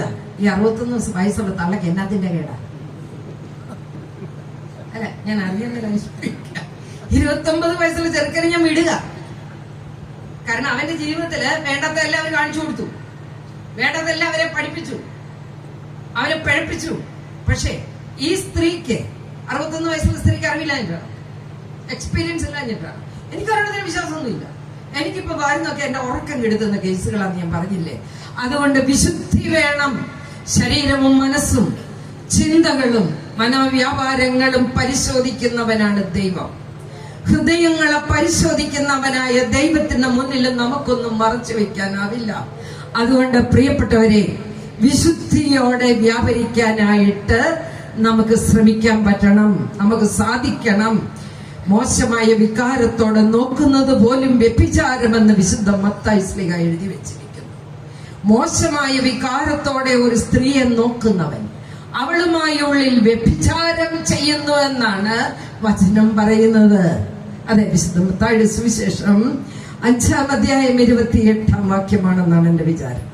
മോശമായ വികാരത്തോടെ നോക്കുന്നത് പോലും വ്യഭിചാരമാണെങ്കിൽ നമ്മുടെ മനുഷ്യന്മാരുടെ ഇടയിൽ വ്യഭിചാരം കൂടിയില്ലേ? കൂടി. അതുകൊണ്ട് ഈ കൺവെൻഷനുകളില് നമ്മൾ പഠിക്കേണ്ട ഒന്നുണ്ട്, വിശുദ്ധിയിൽ വ്യാപരിക്കാൻ. തമ്പുരാന്റെ മുന്നിൽ വിശുദ്ധിയിൽ വ്യാപരിക്കുക. ഞാന് കുറയ്ക്കേണ്ട സമയമായി. അതുകൊണ്ട് ഏതെങ്കിലും വീട്ടിൽ പ്രശ്നമുണ്ടോ ഇല്ലയോ എന്ന് കണ്ടുപിടിക്കാൻ ഞാൻ ചോദിക്കാറുള്ള ഒരു ചോദ്യമുണ്ട് ഭാര്യ ഭർത്താക്കന്മാരോട്. ഏതെങ്കിലും വീട്ടിൽ ഭാര്യയും ഭർത്താവും ഒരുമിച്ച് ഒരു മുറിയിലല്ല ഉറങ്ങുന്നതെങ്കിൽ, ഏതെങ്കിലും വീട്ടിൽ ഭാര്യയും ഭർത്താവും ഒരു നേരമെങ്കിലും ഒരുമിച്ചിരുന്ന് ആഹാരം കഴിക്കുന്നില്ലെങ്കിൽ, ഏതെങ്കിലും വീട്ടിൽ കുടുംബ പ്രാർത്ഥനയില്ലെങ്കിൽ ആ വീട്ടിൽ പ്രശ്നമുണ്ടാവും. യാതൊരു സംശയമില്ല, യാതൊരു സംശയമില്ല. അതുകൊണ്ട് ദൈവം യോജിപ്പിച്ചതിനെ മനുഷ്യൻ വേർപെടുത്താതിരിക്കട്ടെ. വിവാഹം എന്ന കൂദാശയിലൂടെ നമ്മളെ ഒരുമിപ്പിച്ചവൻ വേർപെട്ട് കിടക്കാനല്ല. മരണം വേർപെടുത്തുവോളം സിമിട്രി വരെയാണ് നമ്മുടെ കോൺട്രാക്റ്റിന്റെ സമയം. ചെറിയ യാത്രയല്ലത്, സിമിട്രി വരെ, സിമിത്തേരി വരെ നീണ്ടു നിൽക്കുന്ന യാത്രയിലാണ് നമ്മള്. അതുകൊണ്ട് പ്രിയപ്പെട്ടവരെ, നമുക്ക് ഒരുമിച്ച് പ്രാർത്ഥിക്കാം, നമുക്ക് ഒരുമിച്ച് ആഹാരം കഴിക്കാം. ഒരു കൊച്ചു കുടുംബത്തെ നമുക്ക് മനോഹരമായ ഒരു പിക്നിക്ക് പോലെ നമുക്ക് കൊണ്ടുപോകാം. ഒരു തീർത്ഥയാത്രാ സമൂഹമാണ് നമ്മള്. ദൈവത്തെ നോക്കി, കുരിശിൽ നോക്കി യാത്ര ചെയ്യുന്ന ഒരു തീർത്ഥാടകരാണ് നമ്മള്. അതുകൊണ്ട് ഈ തീർത്ഥയാത്രയിൽ വേണ്ടതൊക്കെ കരുതി വിശ്വാസവും പ്രാർത്ഥനയും ഒക്കെ കൈമുതലാക്കിക്കൊണ്ട് മനോഹരമായ ഒരു കൊച്ചു കുടുംബം ദൈവം നമ്മളെ ഏൽപ്പിച്ചിരിക്കുന്നു. ഒരിക്കല് ഈ അടുത്ത നാളില് ഒരു സ്ത്രീ ക്യാൻസറായി മരിക്കാറായി കിടക്കുകയാണ് ഒരു ഹോസ്പിറ്റലില്. അവരുടെ മക്കൾ 3 ആൺപിള്ളേരാ. അതിലൊരു മകൻ എന്റെ മകന്റെ ക്ലാസ്മേറ്റാ. അപ്പൊ എന്റെ മകനെ വിളിച്ചിട്ട് അവൻ പറഞ്ഞു, നിന്റെ അമ്മയോട് പറയാവോ എന്റെ അമ്മയെ ഒന്ന് കാണാൻ? എന്റെ അമ്മ സെക്കൻഡറി സ്റ്റേജിലാണ്, മരിക്കാറായി കിടക്കുകയാണ്. അമ്മ അപ്പയായിട്ട് ഉടക്കിയാണ്, പിണക്കത്തിലാണ്. അവര് തമ്മിൽ സംസാരിക്കാറില്ല. അതുകൊണ്ട് മരിക്കുന്നതിന് മുമ്പ് ഒരു സോറി പറയാൻ രണ്ടുപേർക്കും ഒരിട വരുത്തണമെന്നൊരാഗ്രഹം. അതുകൊണ്ട് നിന്റെ അമ്മോടൊന്ന് പറയാമോ വരാൻ? അങ്ങനെ അവൻ എന്നെ വിളിച്ചു. ഞാൻ പോയി. ഞാൻ ആ മുറിയിൽ കയറി അവരുടെ കൈയെടുത്ത് എന്റെ മടിയിൽ വെച്ച് അവരോട് ഞാൻ ദൈവത്തെക്കുറിച്ച്, ദൈവത്തിന്റെ നീതിയെക്കുറിച്ച്, സ്വർഗരാജ്യത്തെക്കുറിച്ച് പതുക്കെ പതുക്കെ ഓരോന്നായിട്ട് പറഞ്ഞു കഴിഞ്ഞ് ഞാൻ പറഞ്ഞു, ലിസി, ജോസ് പുറത്ത് നിൽപ്പുണ്ട്, ഞാനൊന്ന് വിളിക്കട്ടെ. ഇവര് മരിക്കാൻ കിടക്കുന്ന സ്ത്രീ അലറിക്കൊണ്ട് എന്നോട് പറഞ്ഞു, എനിക്ക് കാണരുത് അയാളെ, എന്റെ മുറിയിൽ അയാൾ കയറരുത്, പറ്റില്ല. ഇത് പറയാനാണോ വന്നത്? ഞാൻ പറഞ്ഞല്ല, അല്ല, നിങ്ങൾ എന്റെ മോന്റെ കൂട്ടുകാരന്റെ അമ്മയായതുകൊണ്ടാണ് ഞാൻ വർത്താനം പറയാനിരുന്നത്. ഞാൻ ലിസി, ഏതാനും മണിക്കൂറുകൾ കൂടി അവശേഷിച്ചിരിക്കുന്നു, വേണ്ട. എന്താ ലിസി ഇങ്ങനെ? പതുക്കെ അവരെന്നോട് പറയാൻ തുടങ്ങി. ഞങ്ങൾ കല്യാണം കഴിഞ്ഞിട്ട് 40-42 വർഷമായി. അയാൾ സൗദിയിലായിരുന്നു മുഴുവൻ നാളുകളും. ഇടയ്ക്ക് 2 വർഷം കൂടുമ്പോ 2 മാസത്തെ അവധിക്ക് വരും. അവധിക്ക് വന്ന് കുടിച്ച് കൂത്താടി കൂട്ടുകൂടി കൊണ്ടുവന്ന പൈസ എല്ലാം കളഞ്ഞ് പോകാൻ നേരം എന്റെ ആഭരണങ്ങൾ പണയം വെച്ച് ടിക്കറ്റ് എടുത്ത് പോകുന്ന മനുഷ്യൻ. അയാൾ വരുമ്പോഴ് എത്രയോ പ്രാവശ്യം ഞാൻ പറഞ്ഞിട്ടുണ്ട്, എനിക്കൊരു യാഡ്ലി പൗഡർ വേണമെന്ന്. ഒരിക്കൽ പോലും അയാൾ എനിക്ക് കൊണ്ടു തന്നിട്ടില്ല. ഒരു ക്രീമോ ഒരു പൗഡറോ ഒരു പെർഫ്യൂം വേണ്ട, പോട്ടെ. അയാൾ അവധിക്ക് വരുമ്പോഴ് എത്രയോ പ്രാവശ്യം ഞാൻ ചോദിച്ചിരിക്കുന്നു, ഗ്രേസ്ലാനെ, ഞാനൊരു ഹോട്ടലിനകം കണ്ടിട്ടില്ല, ഞാനൊരു മസാല ദോശയെ ചോദിച്ചിട്ടുള്ളൂ, എനിക്ക് അയാൾ വാങ്ങി തന്നിട്ടില്ല. ഞാനൊരു തിയേറ്ററിനകം കണ്ടിട്ടില്ല, ഒന്നും ഞാൻ കണ്ടിട്ടില്ല ജീവിതത്തില്. അയാൾ എന്നെ എങ്ങും കൊണ്ടുപോയിട്ടില്ല. ഈ വീട്ടിലൊരു വേലക്കാരി പോലെ ഞാൻ കിടക്കുകയായിരുന്നു. അയാള് വന്ന് തിരിച്ചു പോകുന്നു. എനിക്ക് അയാളോട് അറപ്പ, എനിക്ക് അയാളോട് വെറുപ്പ. അതുകൊണ്ട് എനിക്ക് അയാളോട് സംസാരിക്കണ്ട. അപ്പൊ ഞാൻ പതുക്കെ അവിടെ നിന്ന് ഇറങ്ങി വന്ന് ചേട്ടനോട് പറഞ്ഞു, ചേട്ടാ, അമ്പിനും വില്ലിനും അടുക്കുന്നില്ല, ഏതായാലും ചേട്ടൻ എന്നെ കൂടെ ഒരിടം വരെ വരാൻ പറഞ്ഞു. വേറെങ്ങും കൊണ്ടുവല്ലോ, പേടിക്കും, അവിടെ ഇവിടെ കേട്ടിച്ച് തെറ്റിദ്ധരിക്കരുത്. ഇവര് അവിടെ കേൾക്കില്ല ഇവിടെ കേൾക്കില്ല, ചേട്ടനെ വിളിച്ചോണ്ട് പോയെന്ന് പറയും. ചേട്ടനെ വിളിച്ചോണ്ട് ഞാൻ പോയി. ഞാനൊരു ചാപ്പലിലേക്കാ പോയി, ആ ഹോസ്പിറ്റലിന്റെ ചാപ്പലിലേക്കാ പോയി. അവിടെ പോയിരുന്ന് ഞാൻ കുറെ നേരം സംസാരിച്ചു. അപ്പൊ അയാളെ പതുക്കെ പതുക്കെ എന്നോട് കഥകൾ പറയാൻ തുടങ്ങി. അയാൾ കുടിച്ചു കൂത്താടി നടന്നതും അയാളുടെ കുത്തഴിഞ്ഞ ജീവിതവും ഒക്കെ പതുക്കെ പതുക്കെ എന്നോട് പറഞ്ഞു, ലിസി പറഞ്ഞത് ശരിയാണ്, ഞാൻ അവൾക്ക് സന്തോഷം കൊടുത്തിട്ടില്ല, ഞാൻ അവളെ എങ്ങും കൊണ്ടുപോയിട്ടില്ല. അപ്പൊ ഞാൻ ചോദിച്ചു, സ്നേഹിക്കായിരുന്നില്ലേ? ദൈവം 42 വർഷം ഒരു സ്ത്രീയെ നിങ്ങളെ ഏൽപ്പിച്ചു, സ്നേഹിക്കായിരുന്നില്ലേ? കൂടെ കടത്തായിരുന്നില്ലേ? ഒരു മസാല ദോശ വാങ്ങിച്ചു കൊടുക്കാമായിരുന്നില്ലേ? കൊണ്ട് നടക്കായിരുന്നില്ലേ? എന്തൊക്കെ ചെയ്യാമായിരുന്നു നിങ്ങൾക്ക്? അതുകൊണ്ട് നിങ്ങൾ ഒന്നും ചെയ്തില്ല. ഇപ്പൊ അവരതിനോട്ട് സമ്മതിക്കുന്നില്ല. അതുകൊണ്ട് ചേട്ടൻ, ഞാൻ വീണ്ടും വരാം, തൽക്കാലം ചേട്ടൻ അവർക്ക് വേണ്ടി പ്രാർത്ഥിച്ചിരിക്കാൻ പറഞ്ഞു. തിരിച്ചു വന്ന് ഞാൻ അവളോട് പറഞ്ഞു, ലിസി, ക്ഷമിക്കണം, മറക്കണം, പൊറുക്കണം, ഇല്ലെങ്കിൽ നമ്മുടെ പാപങ്ങൾ ദൈവം നമ്മളോട് ക്ഷമിക്കത്തില്ല. അങ്ങനെ കുറെ നേരം പറഞ്ഞു. ഞാൻ പോന്നു. പക്ഷെ പിറ്റേ ദിവസം വെളുപ്പിനെ 5:30 അവര് മരിച്ചു. അവരുടെ കൈകൾ കൂട്ടിപ്പിടിപ്പിക്കാൻ എനിക്ക് പറ്റിയില്ല, സോറി പറയിപ്പിക്കാൻ എനിക്ക് പറ്റിയില്ല. പക്ഷെ അതെനിക്കൊരു പെയിൻ ആയിട്ട് എന്റെ ഉള്ളിലുണ്ട്. അതിൽ പിന്നെ എനിക്കൊരു കുഴപ്പമുണ്ട്.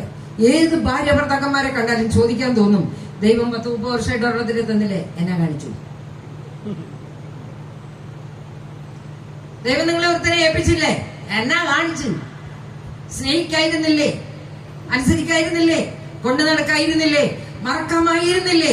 പൊറുക്കാമായിരുന്നില്ലേ? അതെ, ചെയ്യാമായിരുന്നു, ചെയ്തില്ല. അതുകൊണ്ട് ഇപ്പൊ നേരമാ, ചെയ്തു, വേഗം ചെയ്തു. നാളെ നമുക്കറിയത്തില്ല. അതുകൊണ്ട് നാളെ നമുക്കറിയില്ല.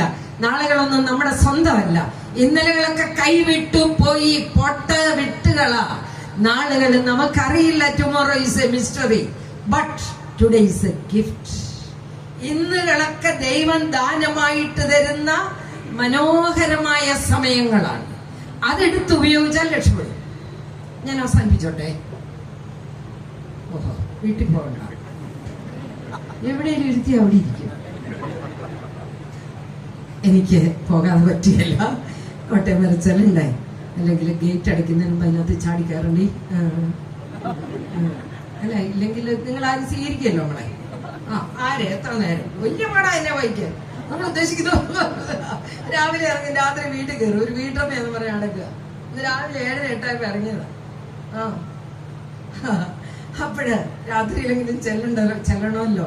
അപ്പൊ എന്റെ വീട്ടിലുള്ളവർക്ക് ശല്യമാകണം മാറണ്ടേ. അതുകൊണ്ട് ഞാൻ അവസാനിപ്പിക്കുമ്പോൾ ഞാൻ പറയുകയാണ്, നമ്മുടെ കൺവെൻഷന്റെ 4ാം ദിവസം നമ്മുടെ കുടുംബത്തെക്കുറിച്ച് ചിന്തിച്ചത്. ഞാനും എന്റെ കുടുംബവും എങ്ങനെയുണ്ട്? അത് യഹോവയെ വാഴ്ത്തുന്ന കുടുംബമാണോ? സ്നേഹമുള്ള കുടുംബമാണോ? ക്ഷമിക്കുന്ന കുടുംബമാണോ? വിട്ടുകൊടുക്കുന്ന കുടുംബമാണോ? ദൈവസന്നിധിയിലായിരുന്ന് നമുക്ക് പ്രാർത്ഥിക്കാം, നമുക്ക് ചിന്തിക്കാം, പുതിയ തീരുമാനം എടുക്കാം. ദൈവം നിങ്ങളെല്ലാവരെയും സമർത്ഥമായി അനുഗ്രഹിക്കട്ടെ എന്ന് ഞാൻ പ്രാർത്ഥിക്കുകയാണ്. നിങ്ങളുടെ ആകുലതകൾ, നിങ്ങളുടെ വേദനകൾ, നിങ്ങളുടെ നൊമ്പരങ്ങൾ, നിങ്ങളുടെ ആവശ്യങ്ങൾ എല്ലാം അവിടുത്തെ കുരിശിൻ ചുവട്ടിൽ വെച്ച് നിങ്ങൾക്ക് വേണ്ടി ഞാൻ പ്രാർത്ഥിക്കുകയാണ്. ദൈവം നിങ്ങളുടെ നൊമ്പരങ്ങളിലും വേദനകളിലും നിങ്ങളുടെ ആവശ്യങ്ങളിലും എപ്പോഴും സഹായകനും എപ്പോഴും നിങ്ങൾക്കൊരു കൂട്ടുകാരനുമായി നിങ്ങളുടെ കൂടെ ഉണ്ടാവട്ടെ എന്ന് പ്രാർത്ഥിക്കുന്നു, ആശംസിക്കുന്നു. നിങ്ങളുടെ പ്രാർത്ഥനകളിൽ എന്നെയും എൻ്റെ കൊച്ചു കുടുംബത്തെയും ഓർക്കണമേ എന്ന് പ്രാർത്ഥന യാചിച്ചുകൊണ്ട് ദൈവം നിങ്ങളെല്ലാവരെയും സമൃദ്ധമായി അനുഗ്രഹിക്കട്ടെ എന്ന് ഒരിക്കൽ കൂടി ആശംസിച്ചുകൊണ്ട് നിർത്തട്ടെ. ദൈവത്തിന്റെ വലിയ നാമത്തിന് മഹത്വമുണ്ടാവട്ടെ. Praise the Lord.